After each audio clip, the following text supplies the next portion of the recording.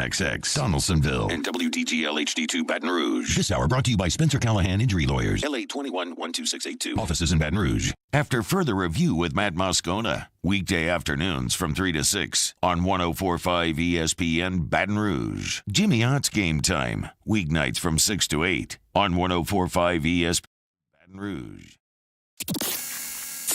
Hunt and Hill. Hunt Palmer, Jeremy Hill, holding down the middle of the day. Live from the Mercedes-Benz of Baton Rouge studios. It's Hunt and Hill.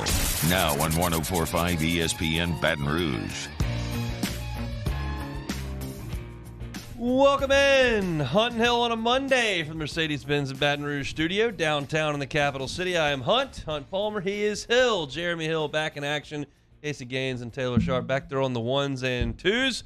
Welcome back, Mr. Hill. Look, it's always tough packing that bag, headed your way back. But look, we're headed back to football season, so it's great to be back to Hunt Hill. Let's have a great show today. It's August. It is football time, and we are going to talk a ton of football today. Saints on the practice field in pads today. Get to some of that in hour number 2. Some NFL news as well.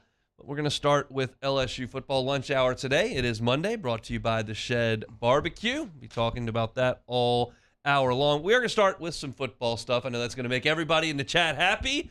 You know, it is signing deadline day for baseball. We're not going to talk about that today. We may talk about it a little bit tomorrow, or if news breaks, we're going to be heavy on football. And I thought today, it is August. The calendar is turned. LSU reports to practice in 2 days. They will get on the practice field on Thursday.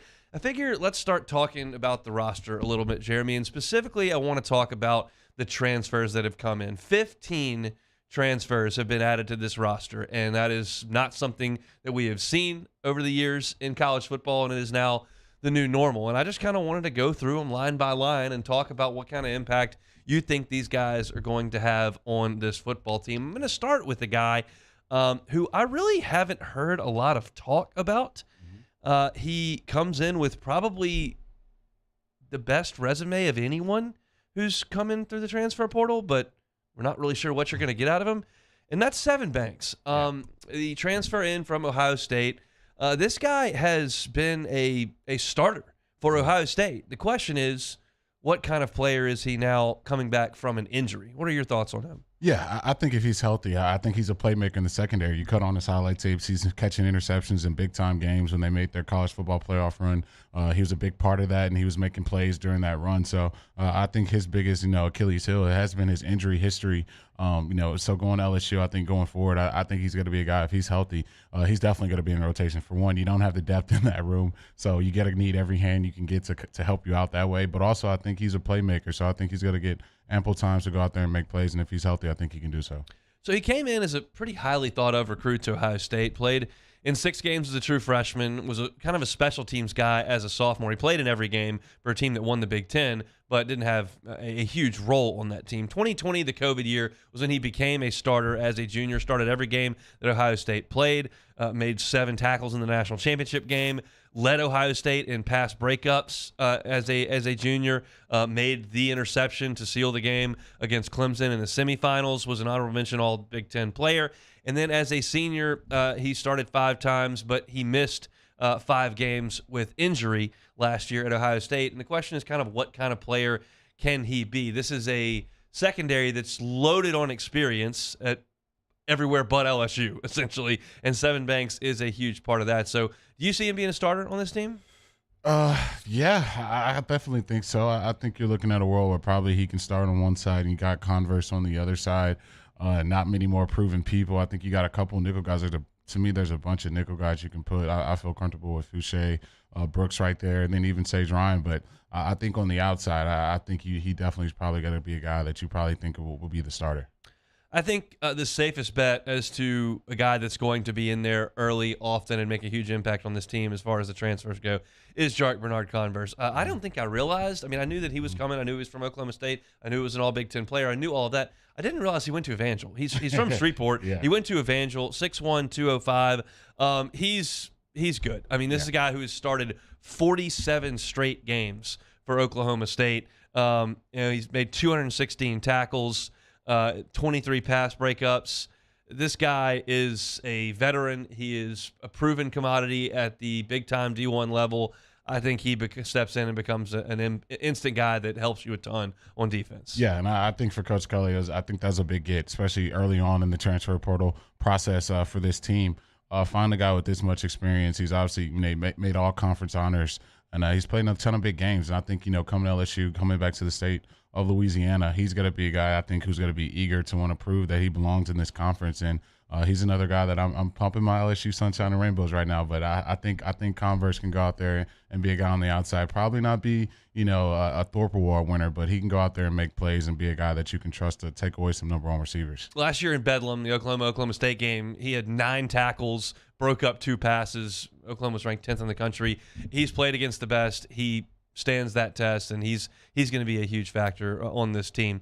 The next guy on this list is Jaden Daniels. We don't need to go too deep into this. I mean, we know this is a guy that's a multi-year starter at a Pac-12 school that was looking for a new shot, and he is the one guy who gives you a little bit of a different skill set here when he comes in. He's a dynamic runner. He's fast. Like, he can really go, but he's got his work cut out for him, I think, to be the starting quarterback. Yeah, I think for me, he's going to – I know that freshman year, everyone's going to go back to that, but, that was a couple seasons ago. So I think he's going to have to get back to that level of play, and he has the weapons on the outside. I think that's why, it's a two-way street. LSU had interest in him, and he had interest in coming here. So he's got to have everything in front of him. I think Coach Denbrock, you saw what he did in his offense last year with having a quarterback that can use his legs. So I know there's going to be stuff that they want to implement. So I think it's going to be up to Jaden to see how accurate he can be with the football down the field with all the weapons he's going to have. And if he can do that, then he can really be a threat. But right now, I just haven't seen that consistency enough from him.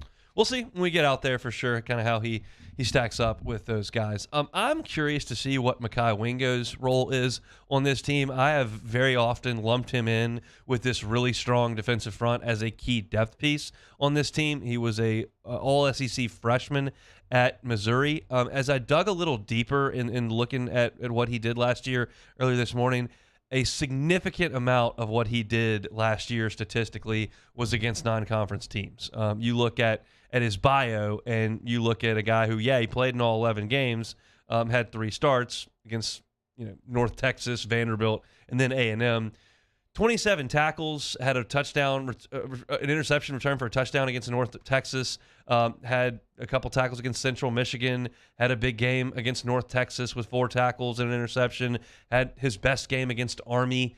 That's a lot of non-conference teams that he was beaten up on. He was a freshman, so I don't expect a freshman to come in and dominate on the defensive line, and I think he will be a really key piece. But now a little bit more prove it to me for Mekhi Wingo is a lot of what he was doing against North Texas and Army. I think for him, it's a really, really a room where he's walking into with a ton of guys with a bunch of depth and some guys who are going to get a lot of NFL consideration. So I expect him to be a cog in the machine. I don't think he's going to walk in, year one at LSU and become a starter, but I think he's a guy who can come in the rotation and really find a way to help out. He can do multiple things on the line. You can line him up in multiple positions, but I think on this defensive line, he's probably going to be a guy that's going to be in the rotation. Let's talk about the 2 guys that are always mentioned together because they came in on the offensive line. Tremont Shorts comes in from East Tennessee.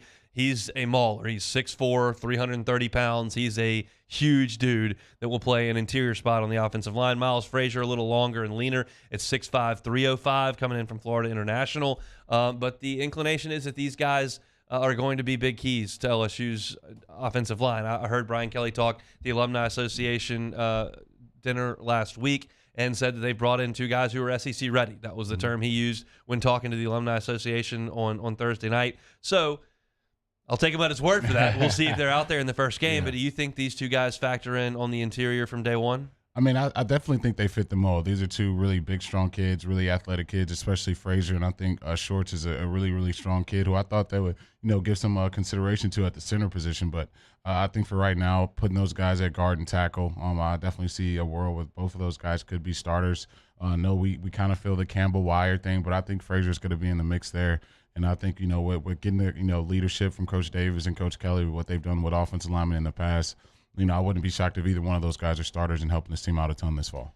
Yeah, I think that they're comfortable with Campbell and Wire. I think those guys are going to be the starting tackles. The interior, I think, is up for grabs at this point. That'll be one of the first things that I look at when we go out to practice later this week is, okay, what order are these linemen working in and who's working at center, who's rotating at the guard spots. They're healthy now, so it's a matter of seeing kind of who takes those first reps. Early in camp, it's common for older players to go through those reps, and you've got the same position coach, so there are guys out there that understand the way that that practice is going to be run. But I think it's certainly worth looking at for sure how those guys handle things in the middle. Then you look at the guys who are going to be grouped together because they're coming from the same school, and that's Greg Brooks and Joe Fouché. Again, these two guys are proven commodities. I don't think there's any doubt that they can go out there and play at an SEC level and a big-time SEC level. I think your inclination would be say, hey, these guys are at Arkansas. Like, why? But Arkansas was better than LSU last year. Like, yeah. I mean, I don't know which way to say it. I mean, they're coming out of a very, very dark period, but Arkansas was more competitive than LSU and beat LSU last year. So to immediately point to everybody on Arkansas's roster and go, well, we got All-Americans. We're a national championship type program. Well, we're a 500 program at this point. So I'll take the guys who have been on a team last year that was better than what LSU had. Yeah, look, I think I had to hold back on my Arkansas slander because I never thought there'd be a world where I live in where LSU defensive back took their talents to Arkansas. Yep.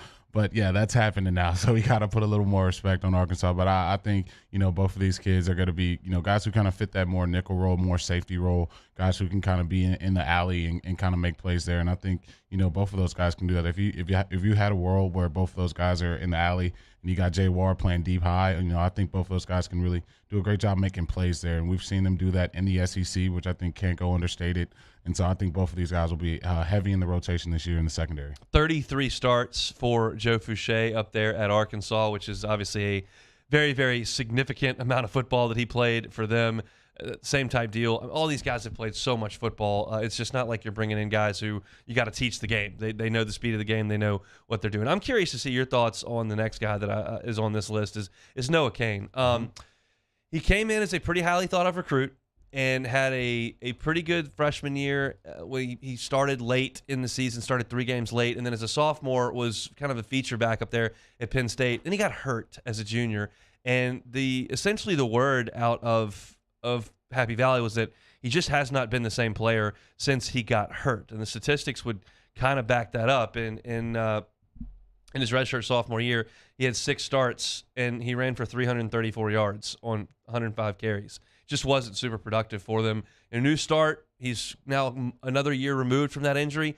Hopefully he's a guy that can give you some carries, but do you expect him to be a feature in this offense? Yeah, it's so tough to see with the running back position right now because I think there's so many guys, but I think losing Connor, that was a big get to get back for a guy you thought would be getting carries. But I think for Noah, I like what he can do in the passing game. I think that's a threat where he can bring to this offense, catching the ball in the flat, catching the ball in the screen game, being a guy that they can depend on to get the ball to in space. As far as a runner, I don't know if he's dynamic as guys we've seen in the past, like guys and some of the other runners we've seen, but I think there's a world where he can help this team out in the passing game for sure. We shall see. We're going to come back after this segment and continue on talking through these transfers. Still got a lot more to get to. The lunch hour today brought to you by The Shed Barbecue. Each and every Monday, The Shed will bring you the lunch hour, and they're trying to feed you lunch, Jeremy. Yeah, Hunt Hill wants you to get fed from The Shed. Register your office to win lunch from The Shed Barbecue, then listen each Monday afternoon at 1 p.m. when we announce our weekly winner. Get fed from The Shed with Hunt Hill, The Shed Barbecue, and 104.5 ESPN Baton Rouge. I'll tell you who that winner is at 1 o'clock today. Come back with more. It's Hunt and Hill. Hunt Palmer and Jeremy Hill. It's Hunt and Hill. It's August. There's football this month. You got to get your tailgate in order. And if you don't know where to start, Revelry Tailgating is your spot. Yeah, so happy to tell you guys about Revelry's full-service turnkey tailgating and their standard package, which comes to 25 and 30 people to capacity, a 10 by 20 high peak tent, electricity hookups, all-day concierge, bellhop service, all-day trash service, and even hook you up with a post-tailgate cleanup. They will do it all for you. All you got to do is contact them. You can get a season-long pass. You can get it for one game, whether you want to host things for your company, entertain clients, or do some team building, or just the gang wants to get together for a tailgate and you don't know where to start. Revelry can help you. They've got your standard package. They've got a premium package. You just got to go to the website, revelryteam.com, revelryteam.com. Go check out everything they've got for you. Football's coming. Get your tailgate in order with Revelry Tailgating. Our listeners fire off their opinions on the jimsfirearms.net hotline at 499-1045. Keep listening for your next chance to shoot us your thoughts with the jimsfirearms.net hotline on 1045 ESPN Baton Rouge. Bayou Chrysler Dodge Jeep Ram has $10,000 off MSRP on all new 2022 Ram Black Widow trucks in stock. All new Bayou vehicles come with a 1 million mile powertrain warranty and free delivery. If you need sales or service, the crew at Bayou is going to do right by you. Follow us on Twitter at 1045ESPN to cast your vote in the Citizens Bank and Trust poll of the day. Vote daily inside Off the Bench, Hunt and Hill, The Early Line. And after further review, Citizens Bank and Trust brings you the poll of the day via Twitter at 1045ESPN. Before we begin any electrical work here, we perform a home safety check that begins at your electrical panel to make sure that you and your family are safe. For all your upgrades, installations, and repairs, call Mr. Electric. There it is, the extra mile, on the border of expected and extraordinary for those willing to go further, like vans customized for work or play, with safety and tech to keep you connected, supported by a 5-star sales, service, and finance team, and backed by the 1-star you know. So go the extra mile. It's never crowded, because so few have what it takes to go there. Mercedes-Benz Vans.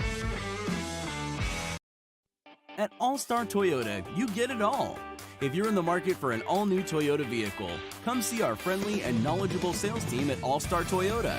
Located in Baton Rouge at the corner of Airline and Goodwood, we've been serving our community since 2005 by offering a large selection of new Toyota cars, trucks, and SUVs. Get behind the wheel of your dream car and take a test drive at All-Star Toyota today. ServiceMaster Elite create clean, disinfected work environments. As a local business, we take pride in serving the New Orleans and Baton Rouge areas. Our cleaning protocols follow CDC and OSHA standards for healthcare settings, offices, senior living, restaurants, and industrial plants. Contact ServiceMaster Elite to get your operation ready for reopening with germ disinfection cleaning. ServiceMaster Elite, the trusted choice in professional cleaning since 1996. It's no secret, the best oysters in Baton Rouge are at Jolie Pearl Oyster Bar. Enjoy mouth-watering South Louisiana flavor and oysters from all over the country. And don't forget our nightly drink specials.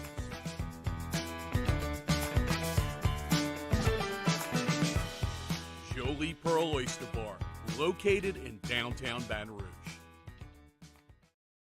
Gulf Coast Bank and Trust is giving our customers the power to bank anywhere, anytime during this challenging event. And we're right there with you. Our mobile banking app is a smart way to manage your money and time.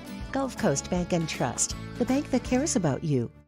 On a Monday edition of Early Line, Musso is back from vacation and we recap the sports weekend. We also give you some fresh picks as part of our daily spread presented by Suspense Games and more. So join us from 2 to 3 p.m. 1045 ESPN Baton Rouge.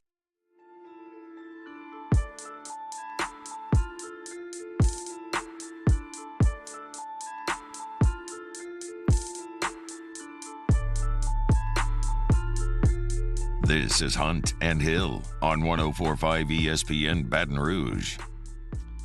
Rolling through the transfers that LSU picked up, all 15 of them here as we go through LSU's roster in preparation for camp. And one guy that I don't think we've talked a ton about either to this point, but I'm not convinced he can't factor in somewhere in what is a fairly crowded room, is West Weeks. West Weeks comes in from Virginia. And he was a guy that kind of earned his way onto the field in his first year in Charlottesville. He played in 11 games, started the season finale against Virginia Tech for them, made 5 tackles and had a sack in that game. The week before that, he had a career-high 8 tackles and broke up 2 passes against Pittsburgh, who was a good team last year, we remember. So he was a guy that didn't play a lot early, but earned his way on the field with his play late. And he's a little bit bigger than I remembered seeing as well. He's 6'3", 240. That's a big dude who played some football in the ACC last year. I know they've got a lot of guys at linebacker there that you're excited about. You got some returning guys. Certainly got Harold Perkins who's coming in. I'm not convinced Wes Weeks can't help. I think he'll be a guy in the rotation for sure, and I think he's a guy instantly right away. He's going to play on all special teams, which I think also can't go understated. Being that big and that physical and seeing them do what he's done already in his short career, I think he's a guy who's going to be on all 4 special teams, and he's going to be a guy at that deep middle linebacker position. Who I wouldn't mind seeing what they kind of did with Mike Jones last year and putting him on the edge and letting him rush off the edge. I think being a guy that's 6'3", that's some stuff you can mix in too. We saw Sony Finea kind of be in that role last year as well too. So I think for Wes, he's going to be a guy that's going to play a lot this year and be in the rotation for sure. Speaking of size, this guy's got it. I just don't know if he can play, and we'll find out pretty quick. I think he's going to be out there. Mekhi Garner comes in from Louisiana Lafayette. He's 6'2", 215 pounds, and if you went out to practice in the spring, you notice him. He is filled out and absolutely, looks the part. The question is, can he play? When I read third team all Sun Belt, if Auburn signed a guy that was third team all Sun Belt, I wouldn't think twice about it. So, we'll see. He's going to get his opportunity, and that's kind of, one of the benefits of the transfer portal is, you may be a good player at the lower level. You go play with the big boys and see what happens. Yeah. Your thoughts on a transfer in from Lafayette? Yeah, I think for me, out of all the defensive backs, I have the most concern about him. Not saying that he can't play. I haven't seen enough of him to play, but I think it's anytime you go to the SEC, we know the receivers that are in this conference are some of the best athletes in all of the country. So to be a taller defensive back, you're going to have to be able to move your hips and do a lot of different things getting in and out of cuts. So if I can see him do that, I know he fits the size, he has the mold, and kind of fits that Corey Raymond mold if I've ever seen a defensive back. Maybe he can be a guy that can contribute early on, but I think right now I don't see him being in that top 10 rotation. Well, it won't be a matter of him getting pushed around. I can promise you that. It'll be a matter of not having the skills if he's not a guy that helps. But look, Brian Kelly in one of his first press conferences in the spring said this is what an NFL corner looks like. So, I mean, there's no doubt that the size is there. We'll just see if the play matches up with it. Speaking of Louisiana Lafayette, the other ad from Louisiana Lafayette, Kyron Lacey, a big rangy 6'2" wide receiver. That's going to be a tough spot to find reps because there are a lot of dudes there that have a ton of talent, and there's some that have a ton of production on the back of their name as well. So is Lacey a guy that maybe – he's got a couple years left. It's not like he has to play immediately. Is that a guy that you probably figure will wait a year before he factors in? Yeah, it's sad that both of the UL guys kind of get bunched in the same thing, but I think they're both kind of walking into the same problem where there's just guys with a lot more experience and I think who are a little more dynamic in their position groups right now. So I think for Kyron, I got a chance to watch him in the spring game. A couple drops, some plays he want to get back and really not getting the separation that I would love to see. So I think there's guys on the roster right now who are a little more sudden, a little more dynamic. So I think for him, it's going to be tough for him to get in that rotation this year. But, that's why we go out there to fall camp, give yourself an opportunity to, change people's mind and get an opportunity to play a lot more. But I think for both of those guys, they're in the same boat. I'll tell you what Lacey did at ULL. He scored. He led the Cajuns in receiving touchdowns as a freshman and a sophomore in 2020 and 2021. Last year he didn't have a ton of production with just 22 catches, but you realize that he had 6 touchdowns in the 22 catches. He's a guy that scored, so maybe that's a trade he can bring over to Baton Rouge. We continue to roll through the transfers here on this LSU football team. Not a guy that's gotten a ton of talk is Colby Fields, the linebacker who comes over from South Carolina. He is a little bit undersized at just 6'1", 205. He's smaller than Mekhi Garner. So I think that's a guy that he's got some years left. Maybe a developmental guy. I think I would put West Weeks ahead of him on the totem pole. Yeah, I think so. I think we just haven't seen enough, and it's so hard to really know what these guys can bring until they've kind of been in some of these SEC games, really with a lot to play for in the end of the season. So I'll see. I think I'm going to get out there in camping and try to get a look and kind of see where he is on the rotation. And if he's kind of, maybe a 2, I think he could be in the rotation. But right now, I just don't see it right now. I may have misspoke. I said that Jarek Bernard-Converse was the most surefire helper in this transfer class, and I believe he is a surefire helper. But I think the one that you could bank on the hardest is Jay Bramlett, the punter. He comes in from Notre Dame, was obviously under Brian Kelly last year. He's been the Notre Dame starting punter for the last couple of seasons, and LSU obviously loses Zach Von Rosenberg. I think that's a guy that you're going to have. Well, Von Rosenberg wasn't there last year either, but they're looking for help at punter. I think Bramlett is the guy. Yeah, no, I think anytime you got the experience he has, he's booming it over 40, which you love to see. And he has the experience. And I think right now in special teams room, LSU, when they played their best, they've had good special teams. So I think that's something that you're definitely always going to have. And I think, like you said, he's probably a guy that you can probably depend on as a transfer guy. So that is all of them. That is the entirety of the list of transfers into LSU outside of long snapper Slade Roy. Not a ton you're going to mention there. But if I had to ask you, one guy that you think is the most likely to have a big impact, who is that? Most likely, I'll go with Bernard Converse. I think he'll have the biggest impact. I think you're going to have to depend on him the most, especially on the outside. And if he can have a big-time season, it's going to open up a world where you can do a lot more things and be a lot more multiple as a defensive coordinator. Yeah, I think he's just a proven commodity. That's not one where he's coming up a level. I realize a lot of people are down in the Big 12. You're losing Oklahoma, but at this, they were a good defense in a solid league. That's very similar to having some guys come over from Arkansas. Oklahoma State played really good football last year, and he was right in the middle of all that and shined the brightest in Bedlam, which is the biggest game they played on their schedule. So I think that's a big deal. Where are you on the defensive backfield room? Because we're so used to having 2 5-stars back there and some proven, and all these guys are new to LSU. Again, they're really, really veteran, but it's just a bunch of new guys. Do you feel like LSU is going to have a top half of the league secondary? I think if these guys, especially the guys in the transfer portal, like I always said, you're going to depend a lot on those guys, especially this season with the depth you have in that room. Well, obviously, of LSU old days, you got to recruit these guys as freshmen, and you weren't really getting a bunch of defensive back from the transfer portal.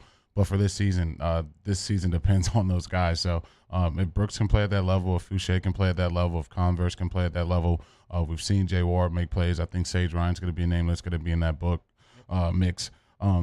I think they have enough guys to do it, to be competitive. And I don't know if it's Thorpe Award winner or, number one defense in the country type good, but I think it's well enough with the defensive line and the pressure they're going to get on the quarterbacks, to be competitive for sure.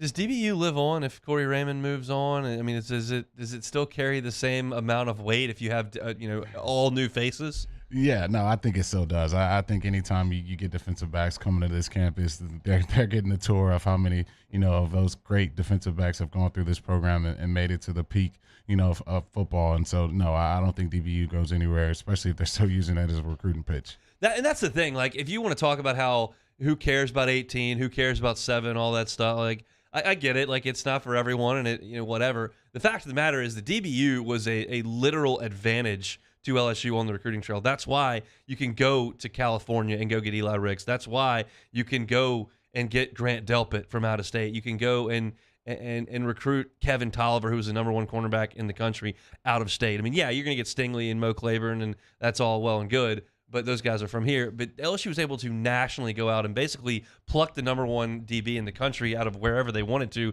because of that brand and how much power that it held. And now with Corey Raymond moving on to Florida, you've got guys transferring out. It's like, okay, let's try to get this thing back under control. And I think that LSU is going to be in good shape in the defensive backfield.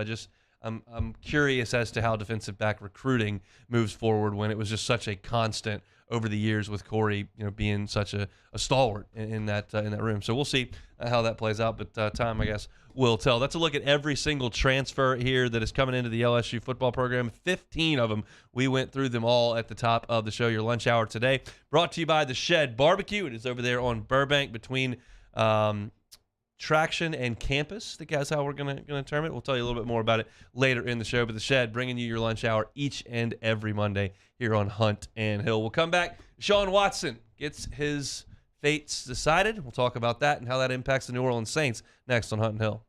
Hold down the middle of the day. This is Hunt and Hill. In times of need, get a full list of phone numbers, websites, and other important emergency information on the Demco Stormwatch page at 1045ESPN.com. Bayou Ford has $10,000 off new Ford F-150s. We have new 2021 F-150s on our lot now with $10,000 off MSRP. And all new Bayou Ford vehicles come with a 1 million mile powertrain warranty. If you need sales or service, the crew at Bayou is going to do right by you.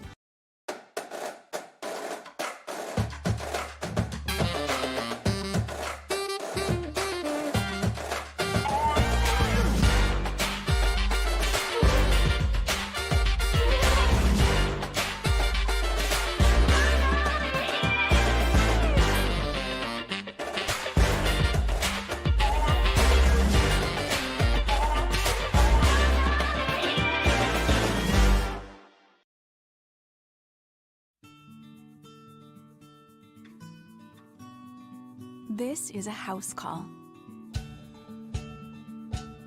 This is a follow-up appointment. This is a diabetes checkup. This isn't just more convenient care. It's more advanced care. This is innovating healthcare at Louisiana's #1 hospital, Ochsner. Eli's always been into grilling. It took us a while to see it, but the signs were there. What are you doing, Eli?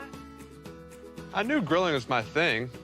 I have been talking about it throughout my career. Happy with the results? I am. Got the new grill from barbecueguys.com. It performed great. My advice, as I always told my boys, do more of what you're born to do. Barbecue Guys, for those who were born to grill. You want cheese on your burger, Pops? I'll take a little cheese.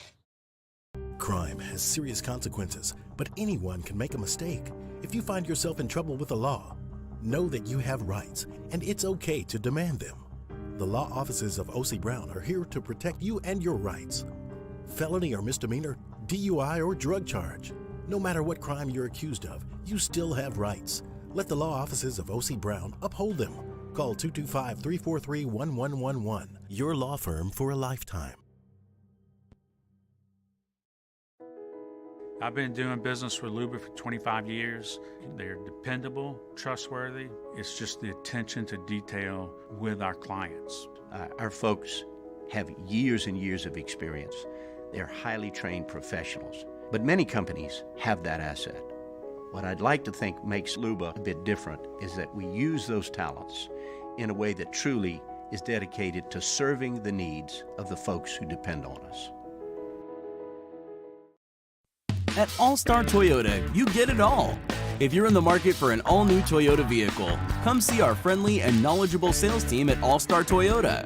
Located in Baton Rouge at the corner of Airline and Goodwood, we've been serving our community since 2005 by offering a large selection of new Toyota cars, trucks, and SUVs. Get behind the wheel of your dream car and take a test drive at All-Star Toyota today. Are you a licensed contractor? There's lots of good contractors in Louisiana doing work the right way, but unfortunately, too many unlicensed contractors are working outside the licensing requirements. Working as a contractor in Louisiana requires a license for the company doing the work. The Louisiana State Licensing Board for Contractors wants to help you get licensed to allow you to conduct work legally. It's not difficult to get the license. We can help you. Go to lacontractor.org for more information. Licensed contractors, it's the law. Le posso offrire un caffè? Andiamo insieme da me, non c'è. Call Mr. Electric today for electrical repairs. It's Matt Moscona inviting you to join us for Monday's AFR, presented by Relief Windows. We'll get you a Saints camp report from the weekend, and finally, it is camp week for the Tigers. We'll preview it. Join us Monday, 3 to 6, 104.5 ESPN Baton Rouge.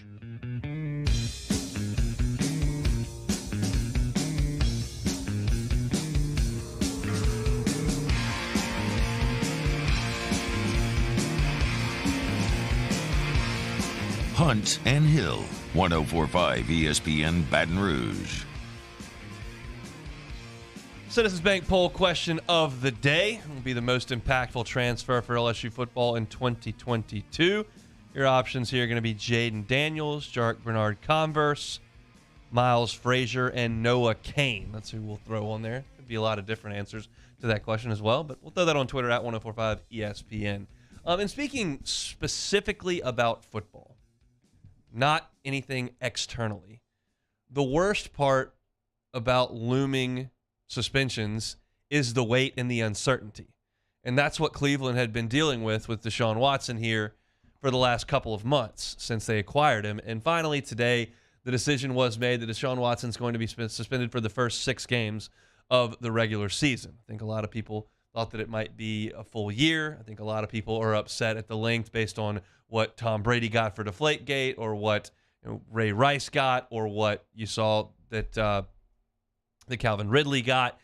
There's a lot of people up in arms about all this kind of stuff, and we'll discuss that. But the worst thing if you're the Browns is just not knowing how long you're going to have Deshaun. Now they know, and they have the situation. He's going to miss 6 games. Of course, the local angle to this story is the fact that the Saints do play the Browns this year. It is in Week 16, so Deshaun Watson will be there. If you were a Saints fan kind of hoping that he'd be out for the entire season so that you didn't have to look at him under center and you were looking at Jacoby Brissett instead, your wish is not being granted because he's just going to miss the 6 games. So now the Browns can move forward, and it appears that Baker made the right move in getting on out of town because he was going to be out of there after 6 games anyway and was unhappy. But the case has finally reached its conclusion here. Yeah, and I think for a lot of people, they're going to be extremely unhappy with how this whole thing turned out. But I think as long as the NFL doesn't really have a by-the-book thing and everything is judge, jury, and executioner, you're going to have people who are very unhappy either way this thing goes. But I think the NFL's been consistent with what we've seen in the past, even without,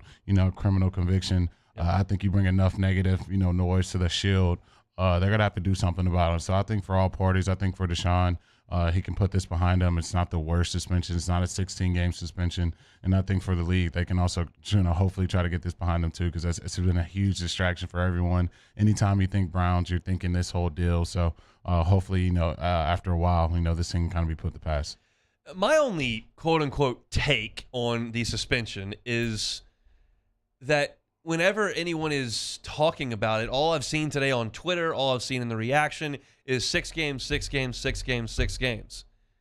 And my thing is, well, he just missed 17. Like, he didn't play last year. So, I don't know if the third party that they brought in that was appointed by the MLB, the NFL, and the PA, if they took that into consideration or not. But it's a fact, he did not play last year. So, it's, to me, it would seem to matter. I mean, is that kind of the way you see it too? No, I don't think so. I don't think they. I mean, you don't think they care about last year? I think it's in the back of your mind, but I think they can't really make a decision on that because he technically wasn't suspended last season. He could have played. If he decided to play for the Texans, he could have last season, and it would have been up to the NFL to, make him take his pads off. But so I think for that reason, I think they had to give him the 6 games. I think if they did value that, there could be a world where you could possibly see a 4, maybe a 3-game suspension. But since he didn't get anything, I think they're going to throw out that that standard 6 game in case it gets you have to do something really, really out of pocket. Look, the confusing part to me about this a little bit is that it's only going to cost him $330,000. There's a structure in his contract, and obviously they knew this was coming when they worked the contract out, that his first-year salary is only like $1 million. So you miss the first third of the season, and you just miss $330,000. And this is a guy who's going to be making astronomical amounts of money, more than anybody in the history of the sport, when the dust settles and he comes out for next year's football. But only cost him $330,000 here. Yeah, something tells me when all this stuff was getting done, I think the Browns, I think Deshaun's agent, I think everyone kind of knew it was possibly coming down the line. And so when they structure all of this stuff, it created a nice little cushion for Deshaun and for the team and everyone to be happy. For him to take his challenge to Cleveland, both sides have to really, really work with each other. So kind of seeing how this thing played out, normally they're trying to get those pockets. So to see him avoid that, I think that's very good for Deshaun. Look, I am not a conspiracy theory guy. I'm just not. There's so many people that want to point to every single thing and try to come up with the most concocted story that you can. I generally speaking don't subscribe to that.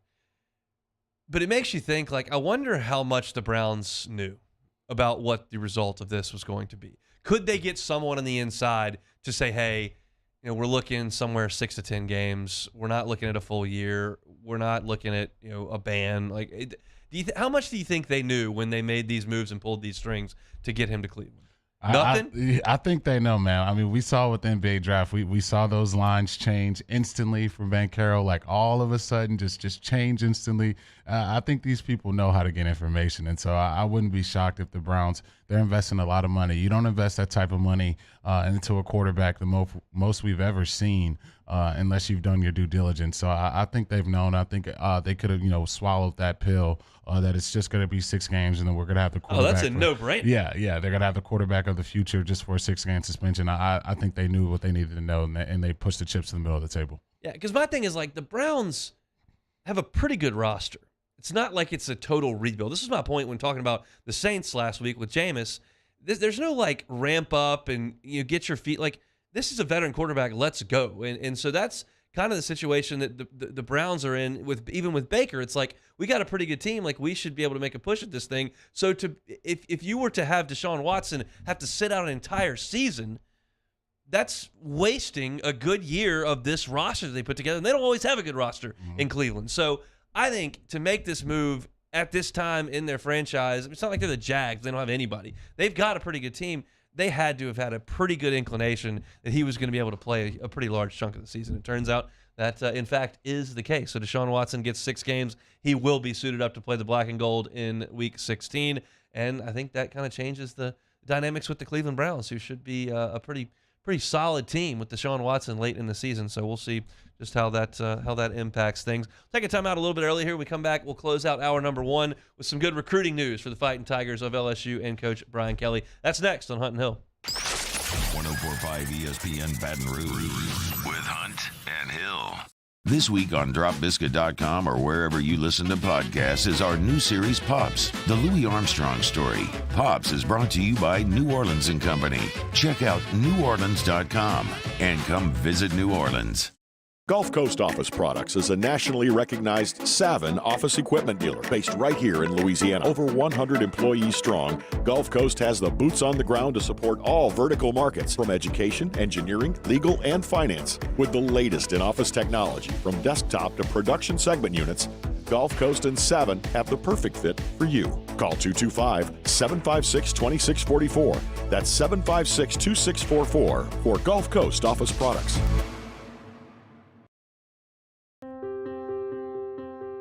This isn't just another day, it's so much more. Kelly's life was put on hold when her auctioneer primary care doctor discovered a rare blood disorder. Her doctor connected her to an auctioneer care team of cancer, heart, and kidney specialists. With multiple primary care locations around Baton Rouge, same-day appointments, and online scheduling, we're relentless about keeping you healthy. Auctioneer Baton Rouge, innovating healthcare for Kelly.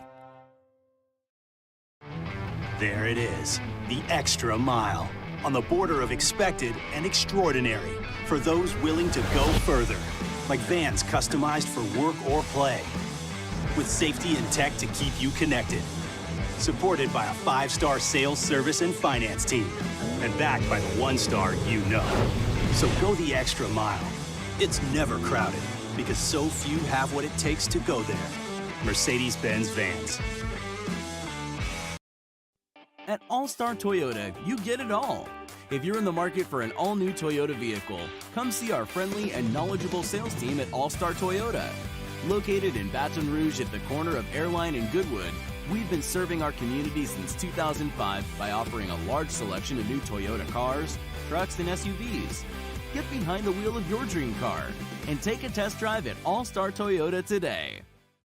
ServiceMaster Elite create clean, disinfected work environments. As a local business, we take pride in serving the New Orleans and Baton Rouge areas. Our cleaning protocols follow CDC and OSHA standards for healthcare settings, offices, senior living, restaurants, and industrial plants. Contact ServiceMaster Elite to get your operation ready for reopening with germ disinfection cleaning. ServiceMaster Elite, the trusted choice in professional cleaning since 1996. It's no secret, the best oysters in Baton Rouge are at Jolie Pearl Oyster Bar. Enjoy mouth-watering South Louisiana flavor and oysters from all over the country. And don't forget our nightly drink specials.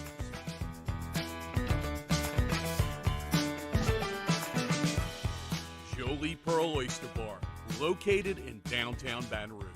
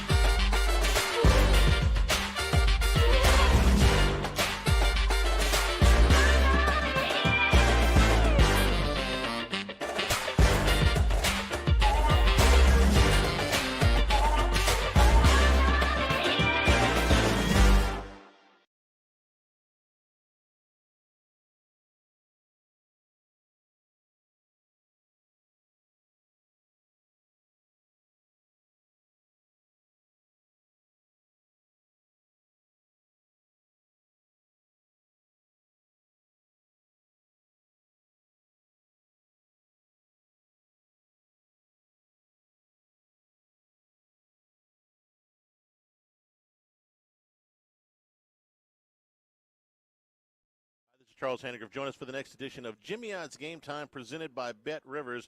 We're at Rouge Creole in Perkins Road. Jimmy Odds Game Time, 6 p.m. weekdays on 104.5 ESPN Baton Rouge.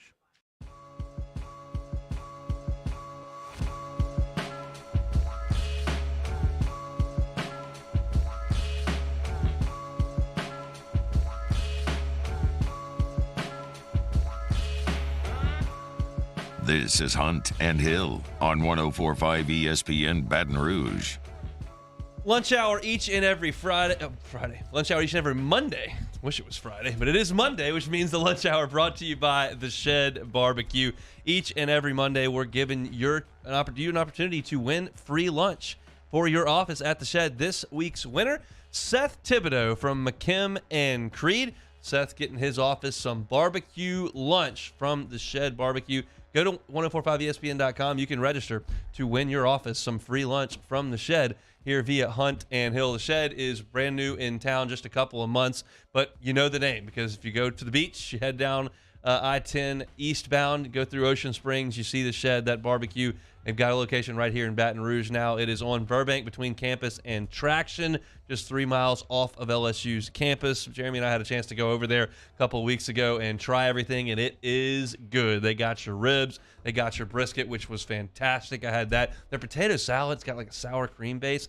I loved it. I thought it was absolutely fantastic. They can get you in and out really quickly for lunch as well. So I know there's not a ton of businesses right around, but they cook that food low and slow, but they get it out real quick. They can get you out of there in about 20 minutes for lunch. So get by The Shed, get your lunch, get your barbecue. It's also an awesome place to hang out on the weekends. They got a great bar, huge spacious area in the back with these picnic tables, big projection screen, live music is available, and they got volleyball courts back there as well if you want to go knock a few around in the sand. The Shed is your spot. We appreciate them bringing you the lunch hour each and every Monday. The Shed Barbecue, giving you a chance to win some free barbecue lunch for your office. And this week they give it to Seth Thibodeau with McKim and Creed. I want to talk a little recruiting here to finish up hour number one. Jeremy Ellis, you got some good news with the commitment of Tyree Adams over the weekend. The St. Aug product is a 4-star. And what have we been talking about with Brian Kelly, offensive lineman? He fits the mold to a T. He is 6'5". He is 285 pounds. They will put some weight on that huge frame. And this is a guy that was being recruited by Florida, by Alabama. I mean, some of the big boys were coming in here to try to get him out of St. Aug. LSU has done great at St. Aug over the years, and they continue to do so there with Tyree Adams, who comes into the class. Yeah, Coach Kelly's doing it by the day for me. That all those concerns or those worries that we may not be able to recruit the state of Louisiana, recruit by recruit, we're getting it done. So as we start to see more and more guys from the state commit, I think that's a great sign. And again, the guy, like you said, fits that mold. You don't want those big 345-pound maulers anymore. You want guys who can be able to move in space and be athletic. And I think, he fits that mold perfectly. A really athletic guy, big kid, long arms. And if he can put some weight on, I definitely think he can be an SEC lineman. Look, you have for years now seen the Alabama logo attached to some LSU, from some Louisiana guys. Texas A&M has come in here in the Jimbo era and recruited the state pretty hard. You're going to see that. And now you're going to see that Florida Gator logo on these guys' recruiting profiles far more often. My hope is that they continue to whiff, that Florida keeps whiffing in the state of Louisiana and pulls their resources out of there. Now, I don't think that's going to happen anytime soon because Jabbar Jalouk is New Orleans. I mean, that guy is a New Orleans lifer, and so he's going to continue to work there. Corey Raymond has been in this state for a very, very long time. We understand that Rob Sales, their offensive coordinator, played at LSU. He's got ties to Louisiana, and we know Billy Napier is going to use his relationships in the state as well. But if they continue to whiff on guys in the state, my hope is they'll pull the reins back a little bit and focus on their home base because we don't need Florida in here. We got enough people coming around, and Florida was certainly in the mix for Tyree Adams, and LSU was able to win there. I mean, do you have significant concerns that Brian Kelly won't be able to recruit the state of Louisiana? I don't. No, I don't think so at all. And I think the people that he's brought on this staff, it's going to help him tremendously in that regard. I think if he tried to, go with a lot of national-based guys with no ties to Louisiana, but seeing the way he put together this staff, even the guys helping in the recruiting and bringing back former players, I think he's going to do a phenomenal job recruiting the state. Now, as you're seeing with this recruiting class, I know I had some concerns early on like everyone else, but as we go, I think he can find a spot in this top 10, which I think is really impressive for our first real full season recruiting here at LSU. For me, I think sometimes people just complain for complaining's sake is kind of the way that I read things at times. And that's kind of where I was on this he can't recruit the state of Louisiana thing. Yes, if you look at the top players in the state of Louisiana and you just take it as a snapshot for what it is, you would say, man, LSU's getting their butt kicked in the state of Louisiana. But if you analyze the entirety of the situation, it's just simply not the case. And I've gone over this before. This is not new. And if you listen to every word we say, we appreciate that very much. But you're going to get a rehash here because this is something that we've talked about in the past. You were not going to get Arch Manning, period. Mm-hmm. You were not going to get Eli Holstein, period. This is a kid who transferred high schools to stay away from Walker Howard. Like, he was not coming here. That's 2 of the top 5. You had no chance. You were not going to get Jaden Ausberry. If he wanted to come to LSU, he'd come to LSU. He's been here his entire life. His dad's worked here his entire life. Like, that's a guy who, there is no recruiting pitch to Jaden Ausberry. It's, hey, you want to come? You got a scholarship. You know everything about this place. They weren't going to get him. He's a top 10 player in this class. Tackett Curtis had decided by the time that Brian Kelly landed here that he didn't care about LSU. He wasn't going to come here. So you start to look through, and you're not really missing much. I mean, Derek Williams is committed to Texas, and he's the second-ranked player in the state, and that sucks. And look, Amarian Miller is a guy that you had committed, and now he's going to Nebraska. Like, he's in the top 11 in the state via 247, but, like, they're in really good shape to get the rest of these guys. Everybody thinks that Lance Hurd is a guy that LSU is going to reel in. They've got Caleb Jackson, the running back from here in Baton Rouge. They've got Tyree Adams committed, who's a top 15 player in the state. Like, the rest of the guys on the board, they're in really good shape for. And we'll talk about the biggest one here in a second with Shelton Sampson. But, like, there was a situation where the state only produces X amount of LSU-worthy players. In this case, maybe, 12, 15. And if there are 5 of them that you have no chance to get, and that leaves you with 10 from the state, you got to fill the rest of the class with guys from outside the state. And they're going out there and doing that. Yeah. So it just, to me, if you come in, well, he's not from here. Oh, there's 2 guys committed. It's like, hold on. Look at the actual facts of the situation. And he hasn't really missed on anybody except Derek Williams. Yeah, I think when you look at the job that A&M did last year recruiting the state of Louisiana, you look at the job Alabama did recruiting the state of Louisiana last year, it's going to create a lot of cause for concern for the people in this state. So I think anytime you go, below 500 in your LSU, you're going to take that lump sometimes. But seeing what Coach Kelly's done without even winning a single game thus far, I think it's really impressive. They haven't done anything, and he's done a phenomenal job in the transfer portal, and he's doing a phenomenal job recruiting the 2023 class. So I have no concerns to see him doing what he's doing. I think he's going to continue to get better. Shelton Sampson is the biggest fish left in the in-state sea, the number 3 ranked player by 247 in the state of Louisiana, a 5-star prospect from Catholic High.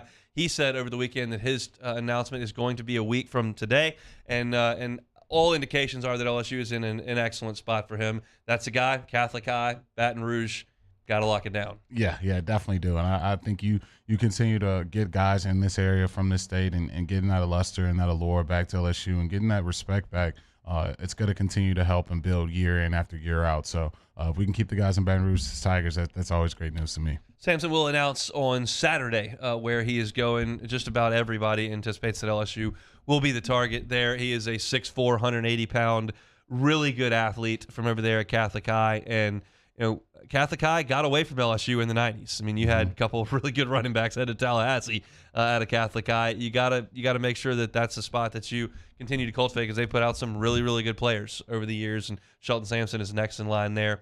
Again, the indications are on Saturday that he will choose LSU. I'm curious to see what the Bayou 4 chat has to say about my thoughts on the recruiting side of thing. I just that to me was just such a stretch to kind of lazily take a snapshot and go, oh, can't really recruit the state. He's just a national guy. He's going to try to do it like he did at Notre Dame. Like, no one takes this job.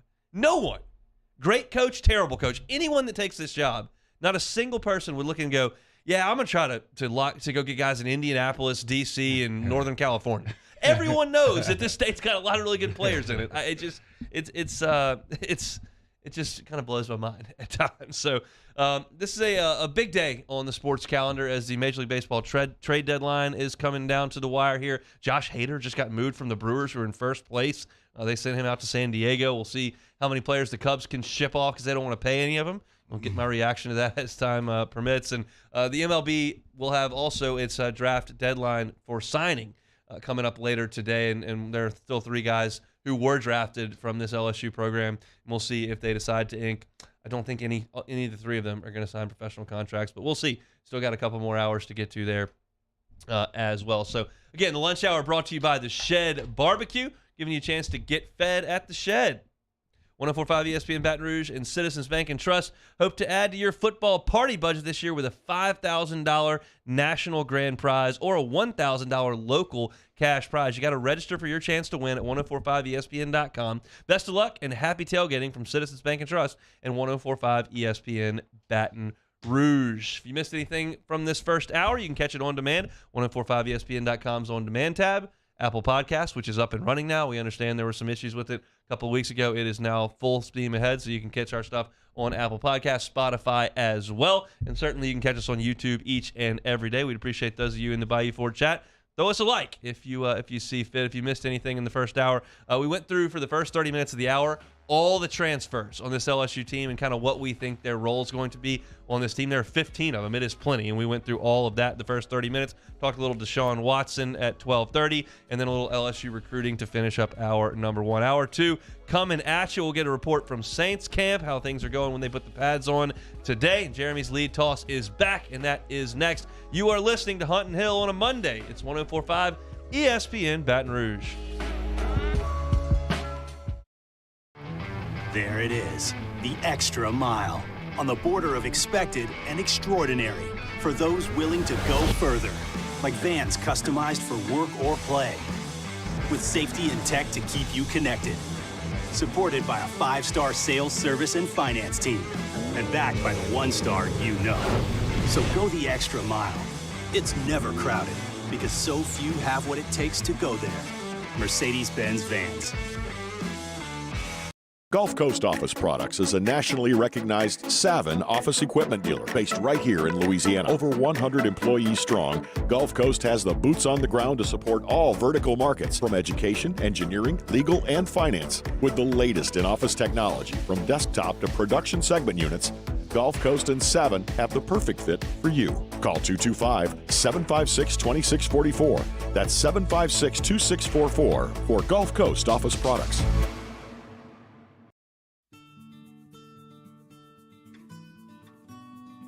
This is a house call. This is a follow-up appointment. This is a diabetes checkup. This isn't just more convenient care, it's more advanced care. This is innovating healthcare at Louisiana's #1 hospital, Auctioner. Eli's always been into grilling. It took us a while to see it, but the signs were there. What are you doing, Eli? I knew grilling was my thing. I have been talking about it throughout my career. Happy with the results? I am. Got the new grill from barbecueguys.com. It performed great. My advice, as I always told my boys, do more of what you were born to do. Barbecue Guys, for those who were born to grill. You want cheese on your burger, Pops? I'll take a little cheese. Crime has serious consequences, but anyone can make a mistake. If you find yourself in trouble with the law, know that you have rights, and it's okay to demand them. The law offices of O.C. Brown are here to protect you and your rights. Felony or misdemeanor, DUI or drug charge. No matter what crime you're accused of, you still have rights. Let the law offices of O.C. Brown uphold them.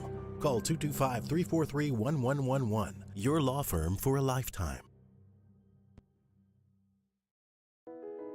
I've been doing business with Luba for 25 years. They're dependable, trustworthy. It's just the attention to detail with our clients. Our folks have years and years of experience. They're highly trained professionals, but many companies have that asset. What I'd like to think makes Luba a bit different is that we use those talents in a way that truly is dedicated to serving the needs of the folks who depend on us. At All-Star Toyota, you get it all. If you're in the market for an all-new Toyota vehicle, come see our friendly and knowledgeable sales team at All-Star Toyota. Located in Baton Rouge at the corner of Airline and Goodwood, we've been serving our community since 2005 by offering a large selection of new Toyota cars, trucks, and SUVs. Get behind the wheel of your dream car and take a test drive at All Star Toyota today. Are you a licensed contractor? There's lots of good contractors in Louisiana doing work the right way, but unfortunately, too many unlicensed contractors are working outside the licensing requirements. Working as a contractor in Louisiana requires a license for the company doing the work. The Louisiana State Licensing Board for Contractors wants to help you get licensed to allow you to conduct work legally. It's not difficult to get the license. We can help you. Go to lacontractor.org for more information. Licensed contractors, it's the law.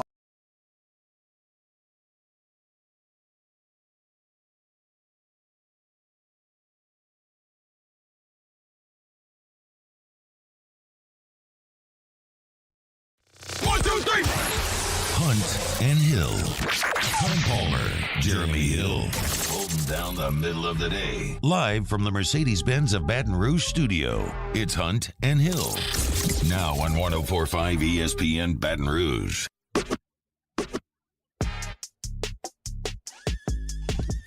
Hour 2 on a Monday, Hunt and Hill, 104.5 ESPN Baton Rouge. Our show got off to a little bit better start than the morning show this morning. Y'all were listening. It was quite entertaining to listen to as they were running around like crazy people. Had a little bit of a technical disaster, and T-Bob ended up down in the second floor where we used to do the ESPN shows, but those microphones weren't working, so we had to go to the production microphone on the other side of the glass and do a solo monologue at the top of the show while Hester was standing across the glass trying to fix his microphone.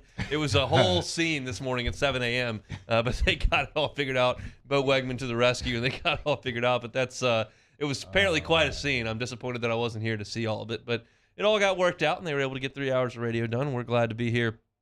Hour number 2, glad to have Jeremy back after a week off from vacation. And with Jeremy back, that means time for another edition of the Lead Toss. The Lead Toss. Hill trying to go to the outside, turns it upfield, and he breaks it into the clear. He's down to the 10. He's still going. Touchdown, Jeremy Hill. The Lead Toss to Jeremy Hill. Hill to the 20. Hill to the 10. The MVP is in the end zone for LSU. Touchdown, Tigers. Here's the Lead Toss to Jeremy Hill. Well, when you go below 500, you normally don't have a lot of guys who played a lot of great football, and that seems to be the case the last 2 seasons for this LSU program. And so I think we all need some guys who can change things around. And today I want to talk about some of the guys who I think for this season are going to be those guys. And all these guys I'm about to name here and go through, I don't think they've played to, the peak of their potential and, the level of play that, we thought, they would have, as recruits coming into this LSU program. And so I think look no further than the first guy I'm about to mention, and that's John Emery, who seems to have been here for an extremely long time now. But I think the time is now. He's right at the door, and I think he's knocking at it. To see him, put the work he's been putting in over the past 2 seasons. We all know just how, troubling that was for him to miss all last season and really be that guy we thought was going to be that guy last season. But now coming into this year, getting all the, leadership and all the veteran, presence he's going to bring to that room and really being a guy who I think has the talent. Watching him perform, watching him play, watching him run routes, watching him cut.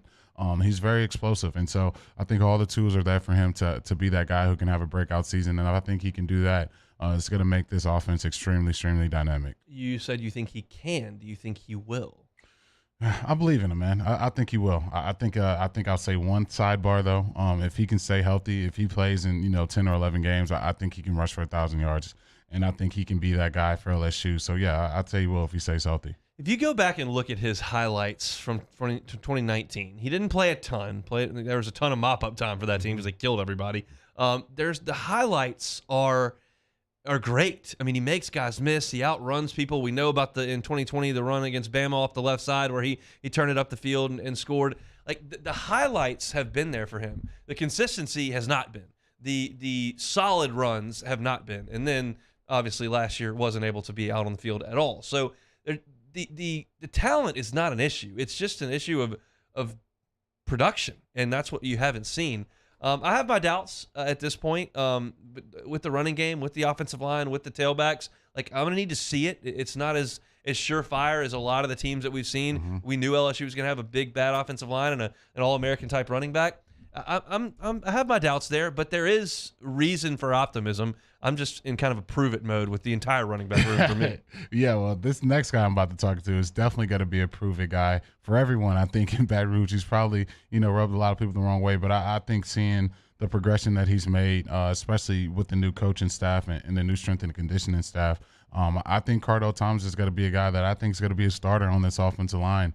And I think he's going to be that guy who I watched, early on as a high school recruit, have a lot of confidence, have a lot of swagger about him, and a lot of, dog in him that you want to see in these offensive linemen. To me, that just doesn't go away. And I know watching him early on, he struggled in space, struggled to move his hips, struggled to bend. But if he can kind of do some of those things and seeing where this new coaching staff, really has him in that depth chart, which is what I'm looking at, is going to be a guy who's going to get a ton of reps. And I think, being the athlete that he is, I think he can really, really help out, especially in the running game, which I think this team could possibly be lacking going into the season. When he showed up, he did not impress anybody his first year on campus. Players on the team, coaching staff, you name it. He was out of shape. He was top heavy. It just wasn't good, and he got hurt, and it was a bad first year. There's just no two ways about it. But there is an indication that the light has come on at some point, and I'm not quite where you are with thinking he's going to be a starter. I would not shut the door on that at all, but I think it's certainly possible. I think he's going to have to earn that. There are a lot of guys battling for spots on that interior offensive line. He's certainly one of them. He's still top heavy. But I think he's in much better shape. We'll see that later this week. And he's a guy that has a chance to compete. And quite frankly, I wrote him off because most guys just don't come back from what you heard early in his career. That's a guy that's going to be playing at FCS level pretty quick. And that's just the way that it always goes. And it hasn't, which is a great thing for Cardell to have that happen and have some setbacks and have the injury and not play very much as a highly touted player. It's really good, and so hopefully he has an opportunity to earn a spot here. Again, I'm not quite there yet, but I think it's possible. Yeah, and this next guy, he took a lot of lumps, and we've not seen many freshman DBs do that, especially in DBU. You normally see freshmen come in and make an impact early on, but for me, this guy is a 5-star defensive back who we were really high on coming in LSU. But when you play in that Ole Miss game, they score a ton of points. You play in that Florida game, they score a ton of points. It doesn't leave a great taste, and also the Kentucky game. And I'm going with Sage here. And I think for me, seeing Sage, who dealt with a lot of injuries last year, going into the season to end the season and then being kind of thrown into that bowl game, it's just not ideal for anyone. And so I think going into this year, having a full offseason in the strength and conditioning program, going into fall camp healthy, playing college football, getting a taste in his mouth, I think he's going to be a guy who I think is going to play either nickelback or be in that safety rotation on this team and who could possibly have a big-time season. So I'm going to be looking for Sage to kind of step up and possibly have a breakout year this year because, last year it's really, really tough for him to get to that level of play that he would have loved to do. You say 5-star safety at LSU, and the names start to come up. You think of Jamal Adams. You think of LaRon Landry when he came out. You think of Grant Delpit. These are the names you think of. And when those guys came out to their first day of workouts in the fall, you could look at them and go, that guy's ready to roll. They're big and physical and just look the part. I went out the first time and saw Sage Ryan, and I went, he's kind of small. Mm-hmm. And he's pretty strong, but his game is speed. Mm-hmm. He's just incredibly fast. And if you turn on his highlight tape, he's flying all over the field and hitting guys. And he didn't look like Jamal Adams. A lot of guys don't look like Jamal Adams. But I think it's taken a little bit of time for him to understand the game and to play with his eyes and to use that speed and to be sure of himself. Again, this is a crowded defensive back room full of guys that have played a ton of football. A lot of guys that have played a lot more than Sage Ryan. But he's got one thing on all of them, and that's that he can run. So hopefully they can find a spot for him and use him kind of as a playmaker. In last year's defense that was so vanilla all the time, which we talked about a million times, there's not really a great spot for him. Maybe they can get creative with him this year.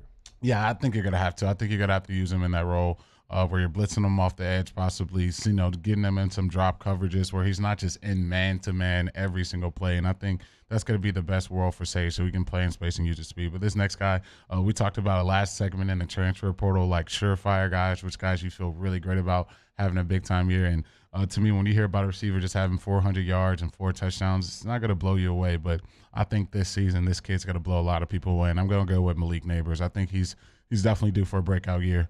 Just seeing the confidence that he's having going into this season, seeing where the coaches feel about him. And just, we saw last year just that dog. He reminded me so much of Jarvis Landry, just the way he attacks the football. And he doesn't mind talking trash to defensive backs. And so I think really going into this year, to see him make all freshman SEC last year by the coaches, I think that was impressive to do in the short amount of time he played. So I think Malik is definitely due to have a big time year, and I wouldn't be shocked if he's all SEC by the end of it. You got that friend that, like, there's a stock they just love and they just can't buy it. They just keep buying it and it doesn't go anywhere, staying low. Like, I just gimme. Or like if it's crypto and like there's a huge dip, it's just buy.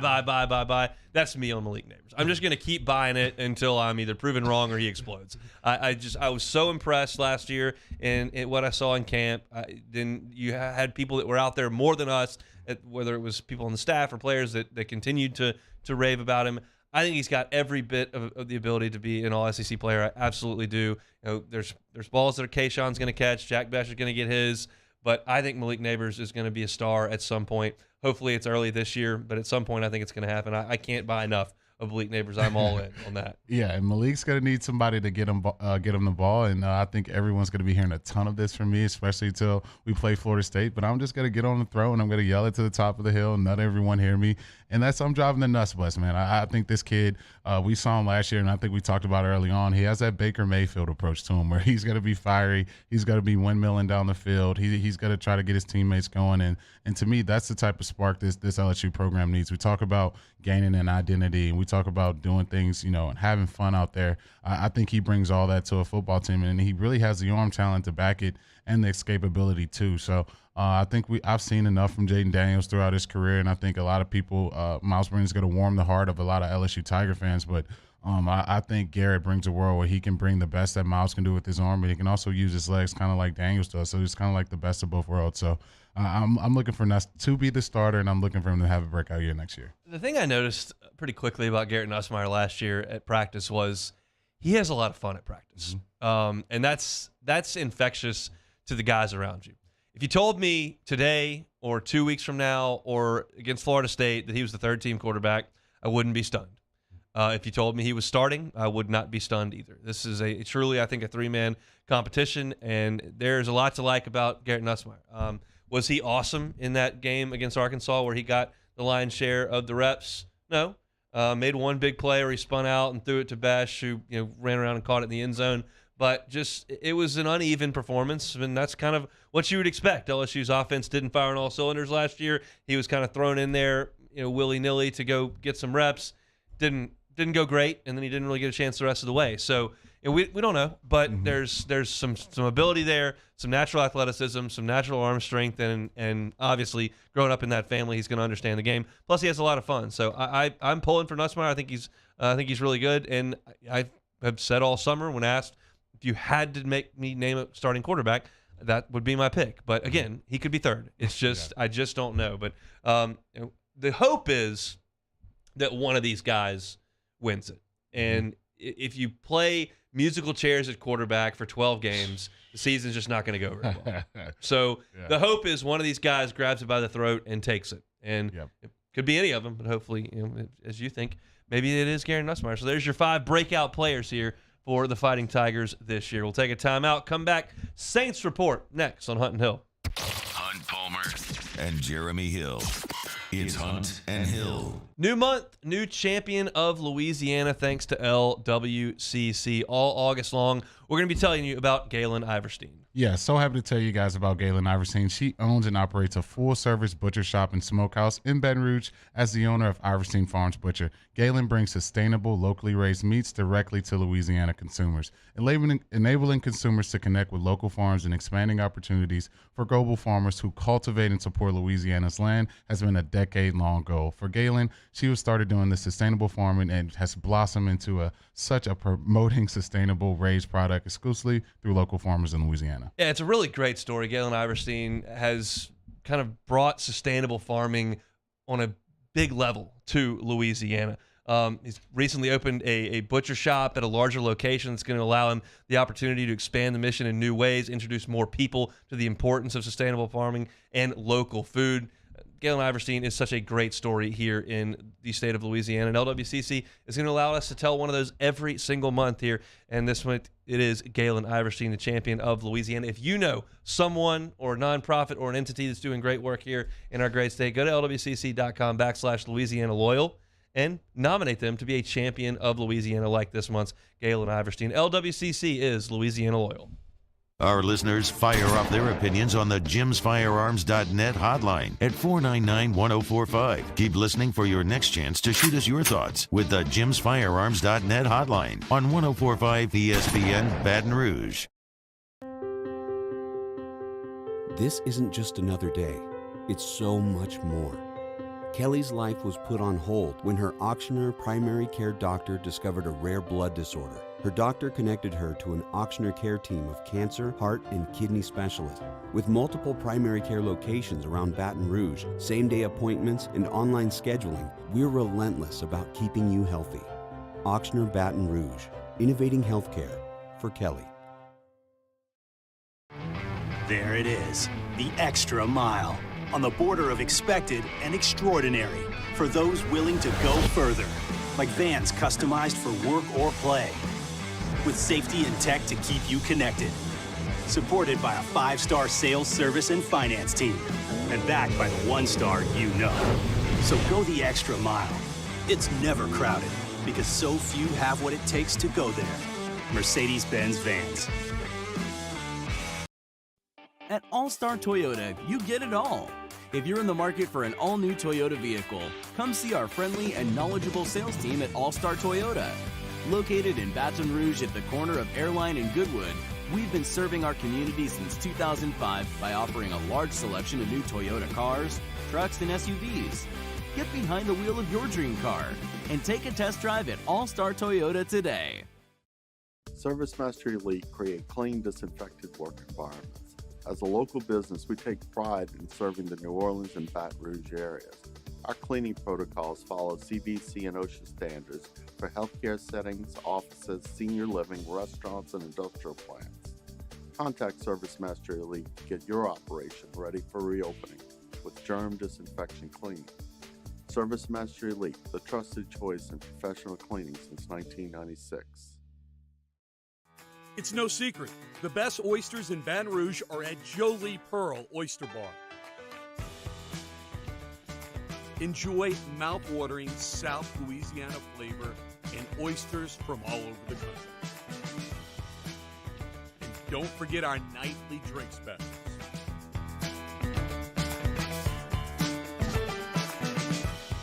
Jolie Pearl Oyster Bar, located in downtown Baton Rouge.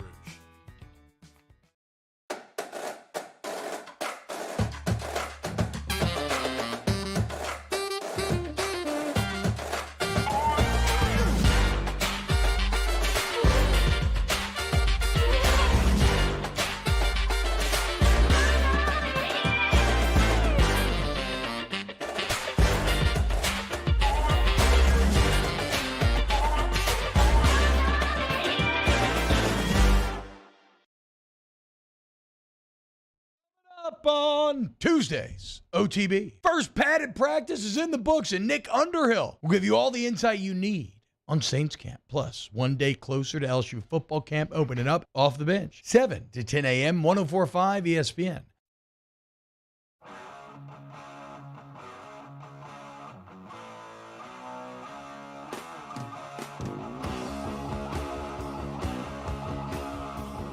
Hunt and Hill 1045 ESPN Baton Rouge. Bayou Ford chat was up and buzzing in the last segment talking about quarterbacks, and you mentioned the 90s Cowboys offensive line, so I started to roll through them because that was my team when I was a kid. Larry Allen was there late, Mark Tuinei, Mark Stepnoski. Nate Newton was on those lines, and then I remembered, I feel like Nate Newton got arrested for like having a lot of weed. So then I went and looked it up, and that was correct. 213 pounds of marijuana in a car that Nate Newton was driving in St. Martinville, Louisiana, right down the road where he was arrested. That is a significant amount of weed. Look, I know what he needed. He needed Stephen A. Smith over his right shoulder, and he would have definitely he would have been all right. But, that's a lot, man. That's a lot. Jesus, Nate. 213 pounds. That is significant. Speaking of the NFL, New Orleans Saints put the pads on today for the first time, had the first fight of training camp, and not surprisingly, it involved Trevor Penning, who got into a shoving match. I forget who it was with. It didn't escalate at all, but somebody took a swing at Trevor Penning. Peyton Turner, the former first rounder, took a swing at Trevor Penning, and that's to be expected. Apparently, Penning is just absolutely nasty, and they were waiting for the pads to come on to kind of see what his demeanor would be like in practice, and it took about 45 minutes, and he's already getting a haymaker thrown at him. He didn't respond, didn't retaliate. I think he's probably used to it at this point, but you kind of like that in an offensive lineman. Yeah, I love it. I love, Coach Mafia used to say it all the time, mean, tough, and nasty, and that's exactly the way I want to see my offensive lineman behave on the football field. And I think for Trevor, you watch his college highlights, he's mauling people out the line. I know it's not Alabama and Ohio State that he's doing it against, but he's still mauling people nonetheless. And I think when you have that size and those arms and you have the attitude to back it, you're going to be able to move people around in the run game. And to me, anytime someone's getting a punch off, that means you probably got the better half of them. So I'd like to see Trevor doing that again and again. All right, we talked a lot of Saints last week. They reported to camp. They started practicing, and so we got into it a fair amount when you were out. I'm going to leave this very open-ended. Kind of your general feeling on the Saints as they enter training camp. I'm actually a lot more bullish on him, man. I saw Mike Thomas running routes, and he looked good. So I'm like, I'm starting to see a lot of the concerns that I had, and they're pretty healthy right now. I know we just started camp, but I'm a lot more bullish. I saw Jameis throw some deep passes to Chris Olave. That kind of got me going a little bit. So, yeah, I think looking at, the way they played the Bucs, the past two seasons, they're going to have confidence against that team. They're going to feel like they can beat them at home, on the road, wherever they play them. And if you can win your division, you're going to host a home playoff game. So I think the Saints, all their goals are right in front of them. It's not like that's so daunting. Oh, my goodness, we can't win our division. All that stuff's right there. So for me, the Saints are a team that's right there that can make a deep playoff run. A couple highlights from Saints practice today. Jarvis Landry had a huge catch on a deep ball from Jameis Winston. That was one of the highlights. A low light, I guess you could say. The continued absence of Tyrann Mathieu, who's dealing with some personal stuff, has not kind of been disclosed what the issue is, but he's away. And so they asked Dennis Allen today, is there a certain point where you need him in camp? And Dennis Allen said, yeah, there's a point where we need him, but right now we're not there. And you talk about a guy who's been in the league for a decade now. It is a new system for him. It's a new team for him. What's kind of the point where he needs to be in camp, getting reps and getting ready to go so that he can play week one? Yeah, I think with this thing, you don't want to rush it. I think you never want to rush it. I think you can't win any games right now. You don't want to put anyone in harm's way.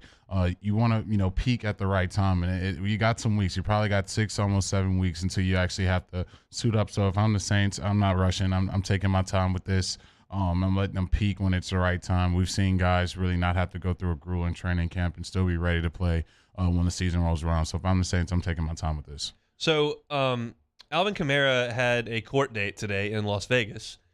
He was in Metairie at practice. I don't honestly have much more to read into that. Obviously, his attorneys can handle that, but he's out there practicing. So it's just like we talked about with Deshaun Watson in hour number one. The worst part is not knowing and just having that hang over your head, and the indications are that this has been a very, very slow-moving situation with Alvin Kamara and the legal system over in Nevada. But he's out there, practicing. If you're the Saints, do you give him the standard ones reps? I mean, or are you trying to find other guys because you understand something is coming? It's the unknown. No, I think you give him the wrong rep because, unfortunately, for a lot of these NFL teams, a lot of guys on the roster right now aren't going to be there in about 6 or 7 weeks. So you want the guys who you're going to feel comfortable with for the stretch of the season, getting those reps. And I think Ingram should be on standby pretty close. I think he's going to be getting a huge bulk load of it, especially when he does get suspended, however long that's going to be. But no, I think they're going to keep the reps pretty similar.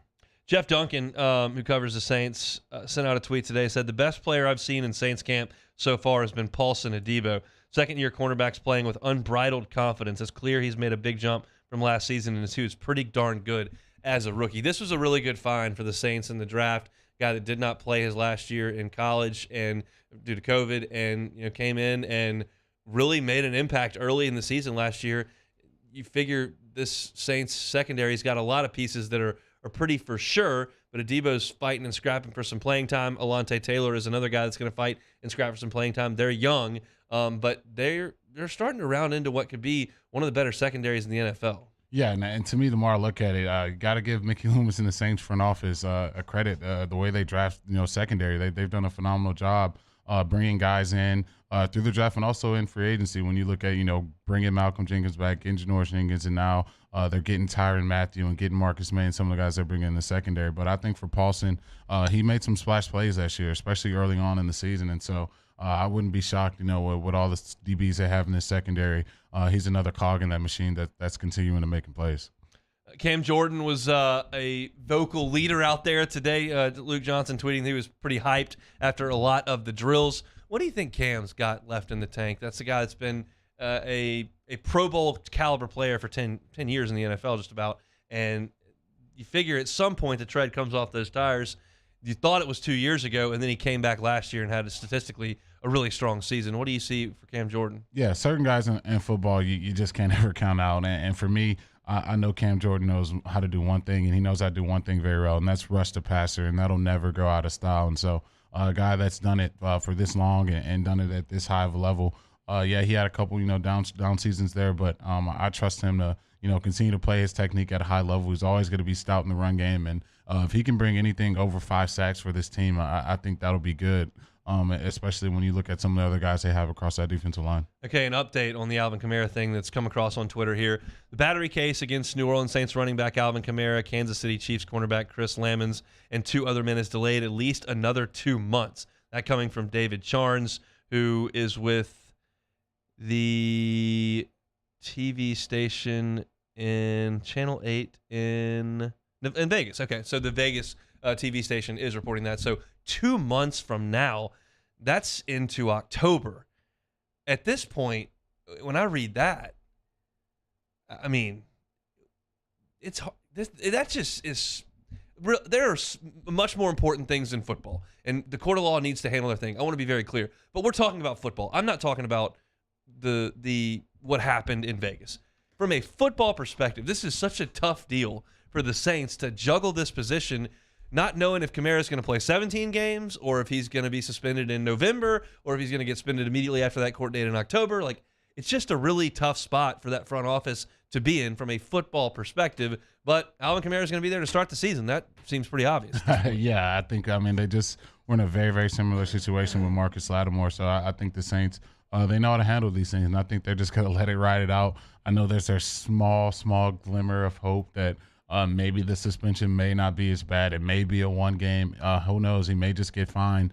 So you still got to hold on to that. So I think for Kamara, being that he will start the season, hopefully it isn't bad as it may be, because I think the last thing the Saints probably want is him eating a big suspension to end the season, and he misses the last stretch run of the season and possibly miss the playoffs. So for the Saints, I'm sure they're hoping that the suspension is a lot shorter than longer.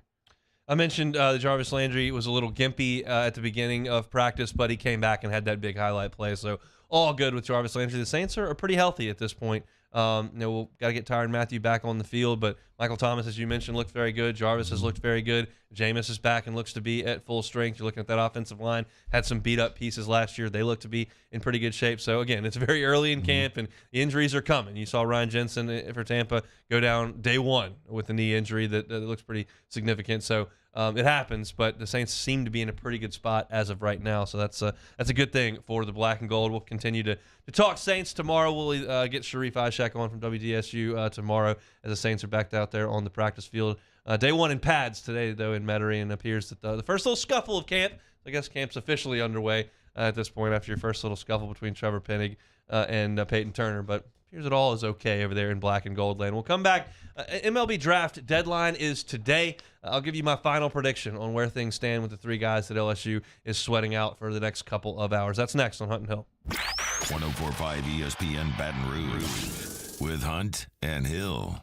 In times of need, get a full list of phone numbers, websites, and other important emergency information on the Demco Stormwatch page at 1045ESPN.com. Bayou Ford has $10,000 off new Ford F-150s. We have new 2021 F-150s on our lot now with $10,000 off MSRP. And all new Bayou Ford vehicles come with a 1 million mile powertrain warranty. If you need sales or service, the crew at Bayou is going to do right by you. Dad!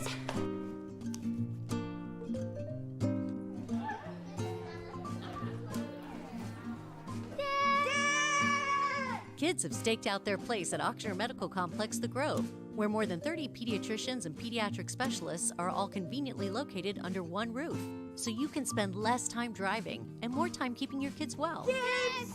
It's no wonder kids call dibs at The Grove. Ochsner Health Center for Children. Gulf Coast Bank and Trust is giving our customers the power to bank anywhere, anytime during this challenging event.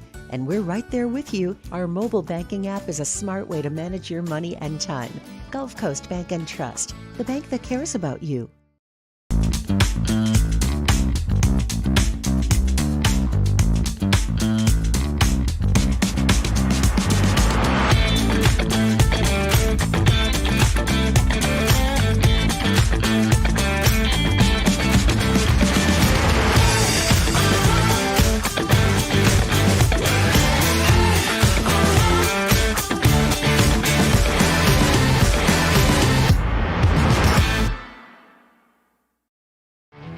There it is, the extra mile, on the border of expected and extraordinary, for those willing to go further, like vans customized for work or play, with safety and tech to keep you connected, supported by a 5-star sales, service, and finance team, and backed by the 1-star you know.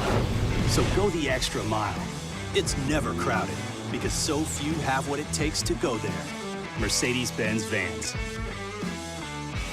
Gulf Coast Office Products is a nationally recognized Savin office equipment dealer based right here in Louisiana. Over 100 employees strong, Gulf Coast has the boots on the ground to support all vertical markets, from education, engineering, legal, and finance. With the latest in office technology, from desktop to production segment units, Gulf Coast and Savin have the perfect fit for you. Call 225-756-2644. That's 756-2644 for Gulf Coast Office Products. Eli's always been into grilling. It took us a while to see it, but the signs were there. What are you doing, Eli? I knew grilling was my thing. I have been talking about it throughout my career. Happy with the results? I am. Got the new grill from barbecueguys.com. It performed great. My advice, as I always told my boys, do more of what you're born to do. Barbecue Guys, for those who were born to grill. You want cheese on your burger, Pops? I'll take a little cheese. Crime has serious consequences, but anyone can make a mistake. If you find yourself in trouble with the law, know that you have rights, and it's okay to demand them. The law offices of O.C. Brown are here to protect you and your rights. Felony or misdemeanor, DUI or drug charge. No matter what crime you're accused of, you still have rights. Let the law offices of O.C. Brown uphold them. Call 225-343-1111. Your law firm for a lifetime. I've been doing business with Luba for 25 years. They're dependable, trustworthy. It's just the attention to detail with our clients. Our folks have years and years of experience. They're highly trained professionals, but many companies have that asset. What I'd like to think makes Luba a bit different is that we use those talents in a way that truly is dedicated to serving on a Monday edition of Early Line. Musso is back from vacation and we recap the sports weekend. We also give you some fresh picks as part of our daily spread presented by Suspense Games and more. So join us from 2 to 3 p.m. 104.5 ESPN Baton Rouge.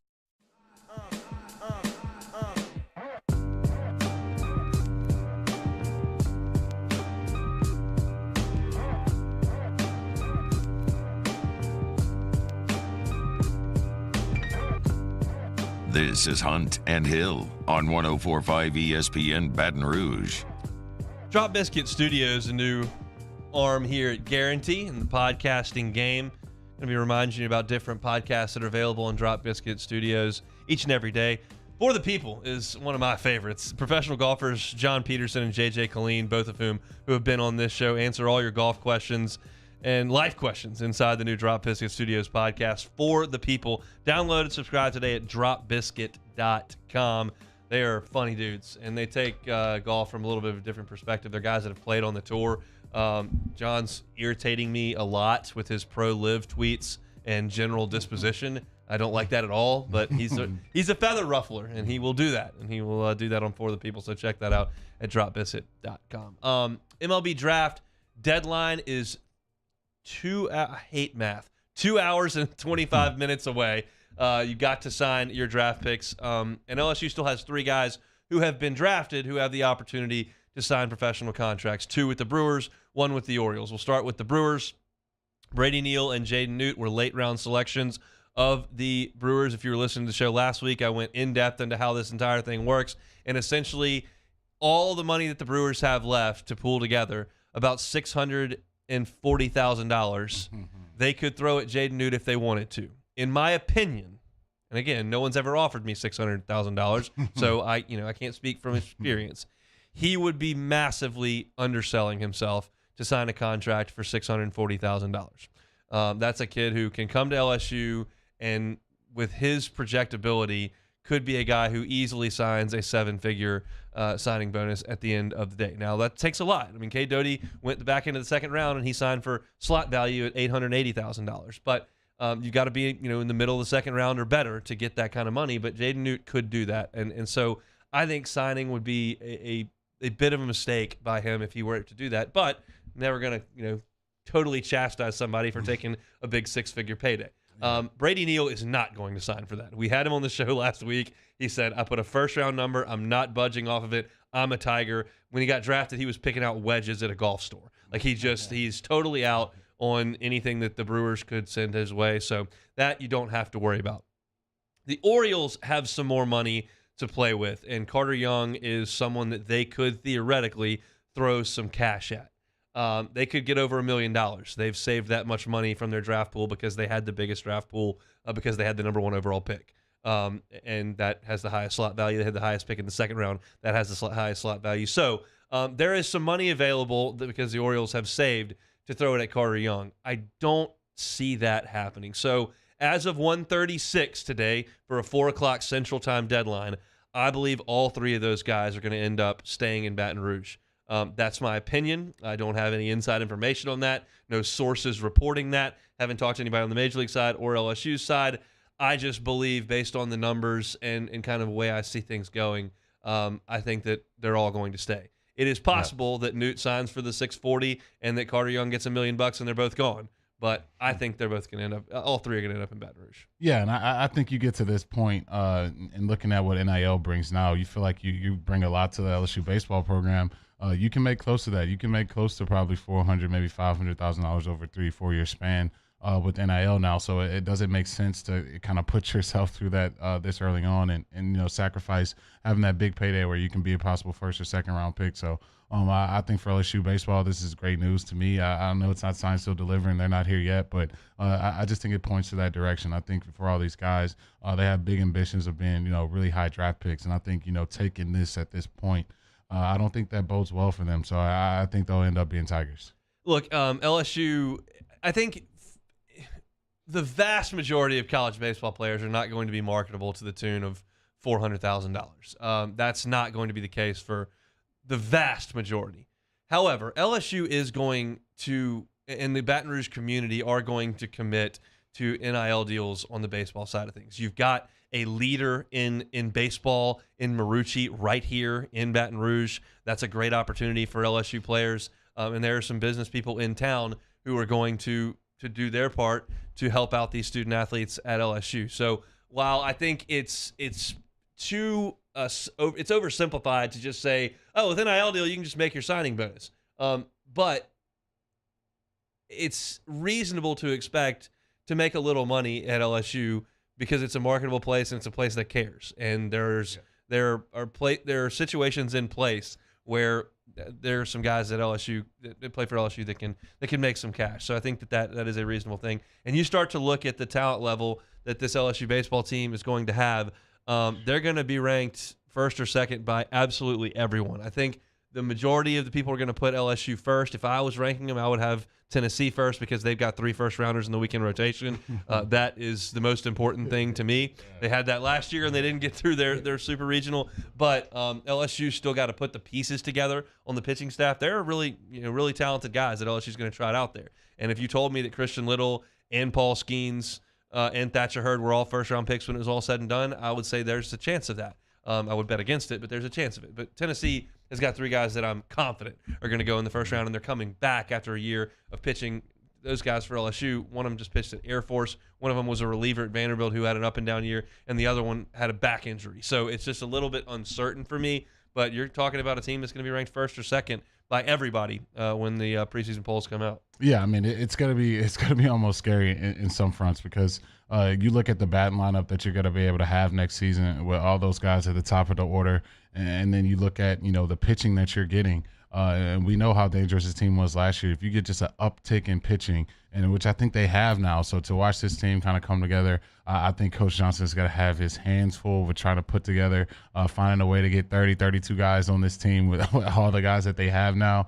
He's got to have some tough decisions, and then once you get that, you still got to figure out a batting lineup and who's going to start and what the alpha is going to be. It's going to be a lot of decisions, but it's great problems to have for Coach Johnson because this is a very, very talented baseball team. It certainly is a ridiculously talented baseball team. I'm looking at the Bayou 4 chat over on YouTube, and Edward O says, Hunt saved the baseball talk for the last 30 minutes of the show with a crying emoji. Look, we had to sneak it in. It was 8 minutes. We got it snuck in 8 minutes. That's all it was. We talked a ton of football, but it is the deadline day, so I figured it was fairly newsworthy, and I just kind of lay it out there in the line. I think all 3 guys are going to end up in Baton Rouge. I do want to mention, before we go to take it or leave it to end the show, the passing of Bill Russell, 88 years old, passed away over the weekend.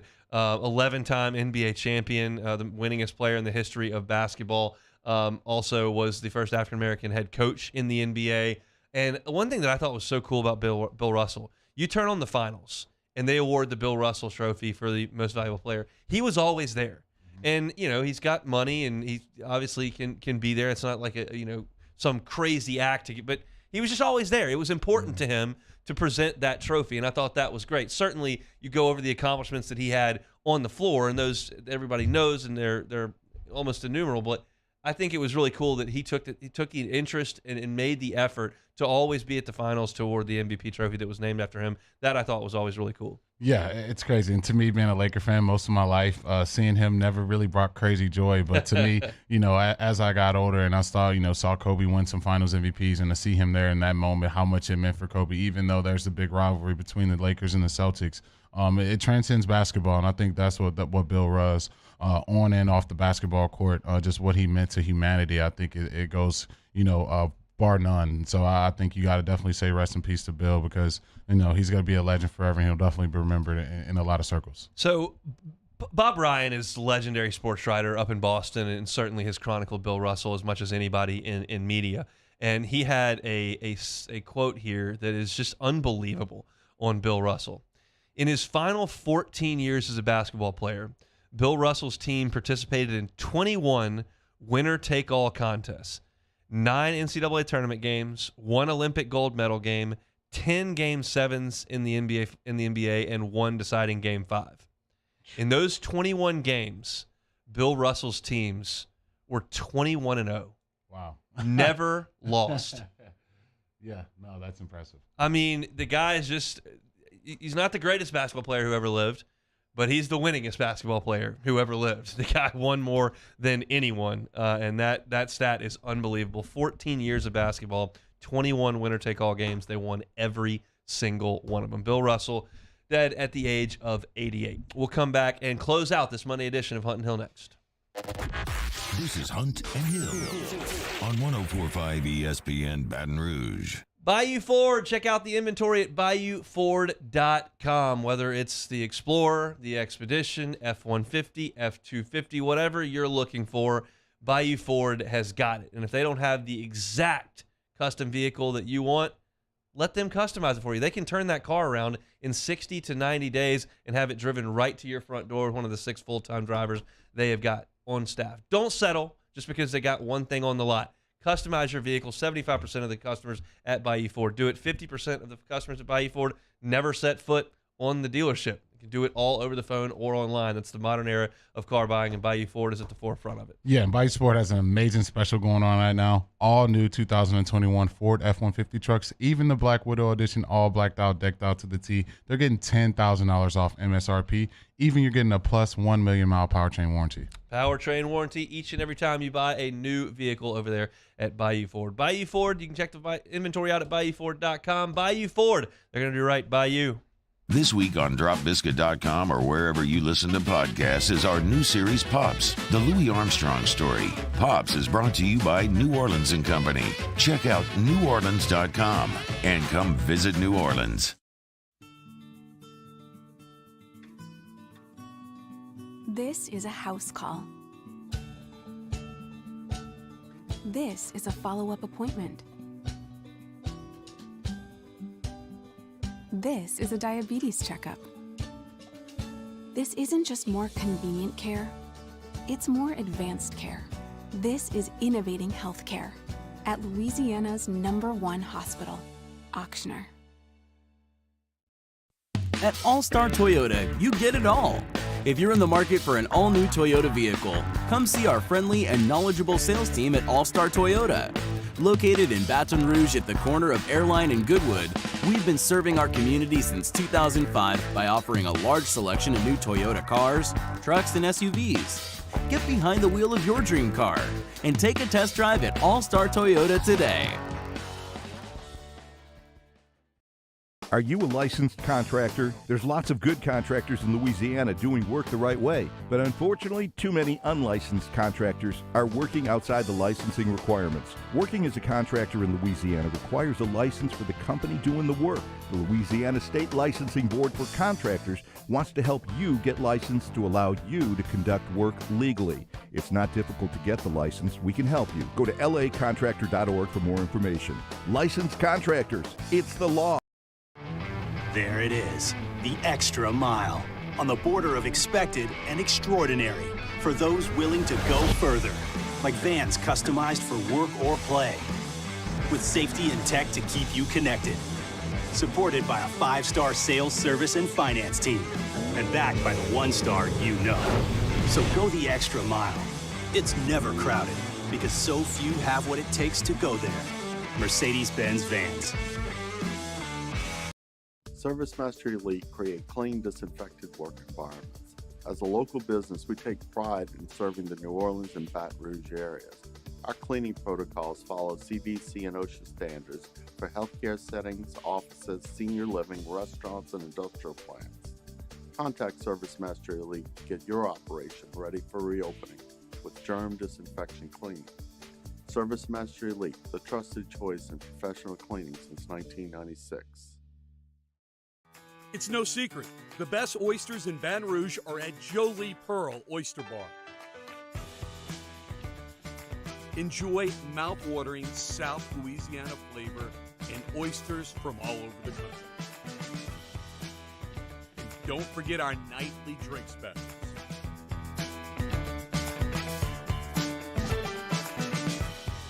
Jolie Pearl Oyster Bar, located in downtown Baton Rouge. Matt Moscona inviting you to join us for Monday's AFR, presented by Relief Windows. We'll get you a Saints camp report from the weekend, and finally, it is camp week for the Tigers. We'll preview it. Join us Monday, 3 to 6, 104.5 ESPN Baton Rouge.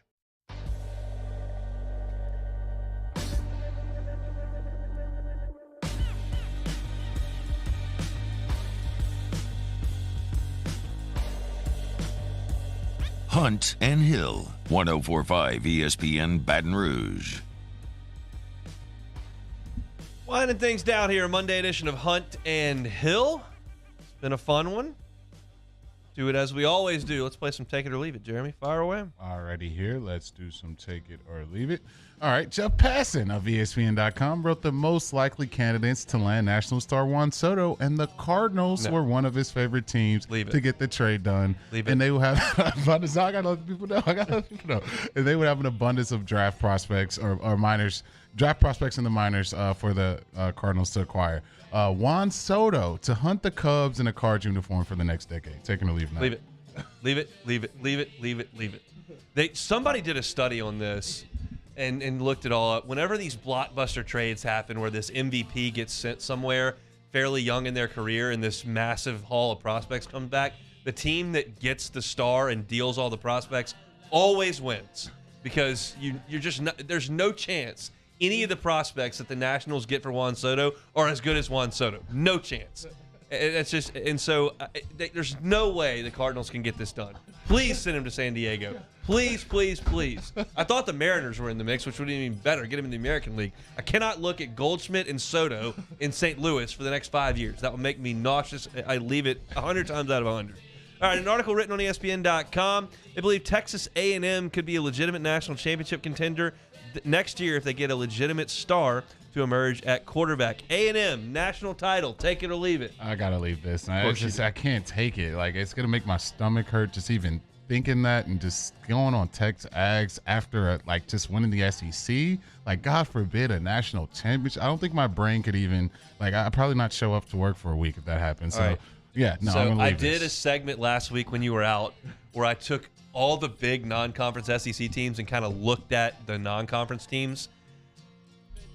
They're going to be underdogs, and they're probably going to lose. But Miami is good enough to beat A&M. They have a good quarterback. They've got a little bit of talent.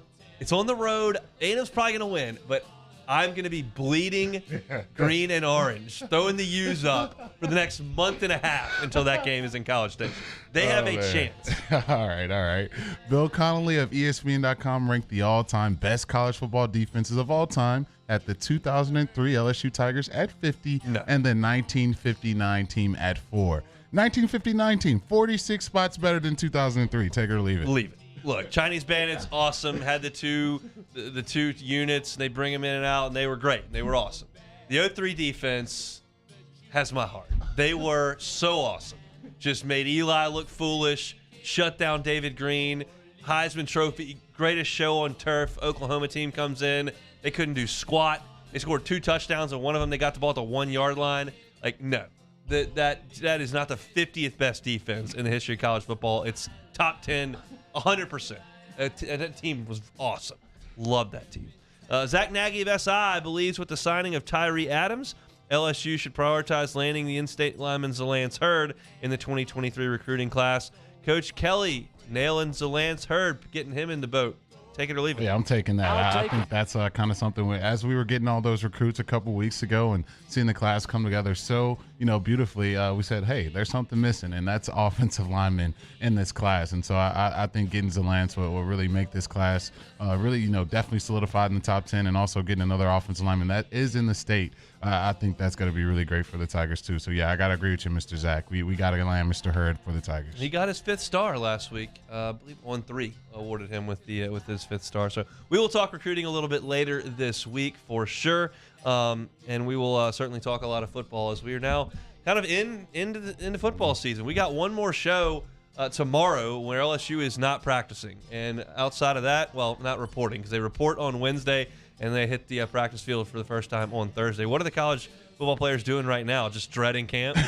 Yeah. Well, no, actually, there's a lot of excitement at this point in time. You got to get your body as ready as possible. You're hydrated. I think for me, that's the biggest thing because if anyone's been outside, you've been in that humidity, and imagine putting a helmet and full pads on and running around for 3 hours in it. So you got to get ready for that. And so that's kind of the biggest thing on your making sure you're not having full body cramps after the first day of practice. Speaking of heat and humidity, Friday, the high in Chicago is 79, and that's where I'll be. That is a good thing. Your vacation's in the rearview mirror. All you got is memories now. I got one more weekend away to look forward to before we strap in here for football season. Yeah, no, it's not. Like I said, man, when I did that last little zip of the suitcase, I was like, this is it. This is it. But hey, man, we're at football season, so it's not the worst. Going home is the worst. Like that, at least the flight, like to the vacation, even if it's a long one, like you're excited to get there, like you got the juices flowing, might have a cocktail on the board. When you're flying home, it's just like, I don't feel good. Like I just had too much fun for the last 5 days. Now I gotta get on this plane with all these people I don't want to be around, bunch in there. Oh, the flight homes are just the absolute worst. We didn't do the poll question of the day. Let me go ahead and check the results of the Citizens Bank poll question of the day. We're asking what the most impactful transfer is going to be on this LSU football team. Your options were Jaden Daniels, Jarek Bernard-Converse, Miles Frazier, and Noah Cain. Coming in fourth place, Noah Cain at 13%. Coming in third place, Jaden Daniels at 15%. That tells me that a lot of people don't believe he'll be the starting quarterback. Not that we know anything, but that's kind of the consensus. Miles Frazier came in third at 25% of the vote. And carrying the day was Jarek Bernard-Converse with 47% of the vote. Is that where you would head on that one? Yeah, I think so. I think he's the most proven commodity, most experience, most big-time moments, and I think he's definitely pencil-in starter on the outside. So, yeah, I got to go with Converse, too. I believe that to be the case as well, so we shall see. That's your Citizens Bank poll question today. We appreciate them for giving you the poll question each and every day here on Hunt and Hill. If you missed anything today, you can catch it all on demand, 1045ESPN.com's on-demand tab, Apple Podcasts, Spotify, YouTube. However you may consume our audio, it'll all be available on demand now that we have wrapped up the show. If you missed it, the first 30 minutes of the show today, we dedicated to those transfers. We talked about it for the entirety of the first 30 minutes, every one of the 15 transfers that have come into the football program. If you want to go back and check that out, you can do that on demand. We talked about the Deshaun Watson suspension at 12:30 and LSU recruiting with Tyree Adams committing and Shelton Sampson's commitment imminent here. We talked about that at the end of hour number one. Hour number two, Jeremy's lead toss. We focused on what 5 guys might be breakout players for LSU in this coming football season. So go back and check that out on demand. Saints talk at 1:15, and then a little bit of baseball talk at 1:30 as the signing deadline is now just 2 hours away, and I think LSU is in good shape to keep all 3 of their signees and transfers that were drafted on campus. But you never know. Teams can throw around some money in the last 2 hours, so we will find out about that coming up in 2 hours. We'll get to it on tomorrow's show. We'll also get down to Metairie and talk to Sharif Ishak from WDSU. Matt's going to drive you home today from 3 to 6 on After Further Review. Jimmy Ott's Game Time from 6 to 8. Mario and Musso with your early line coming up next. Have a great Monday, everybody. We'll be back tomorrow on Hunt and Hill.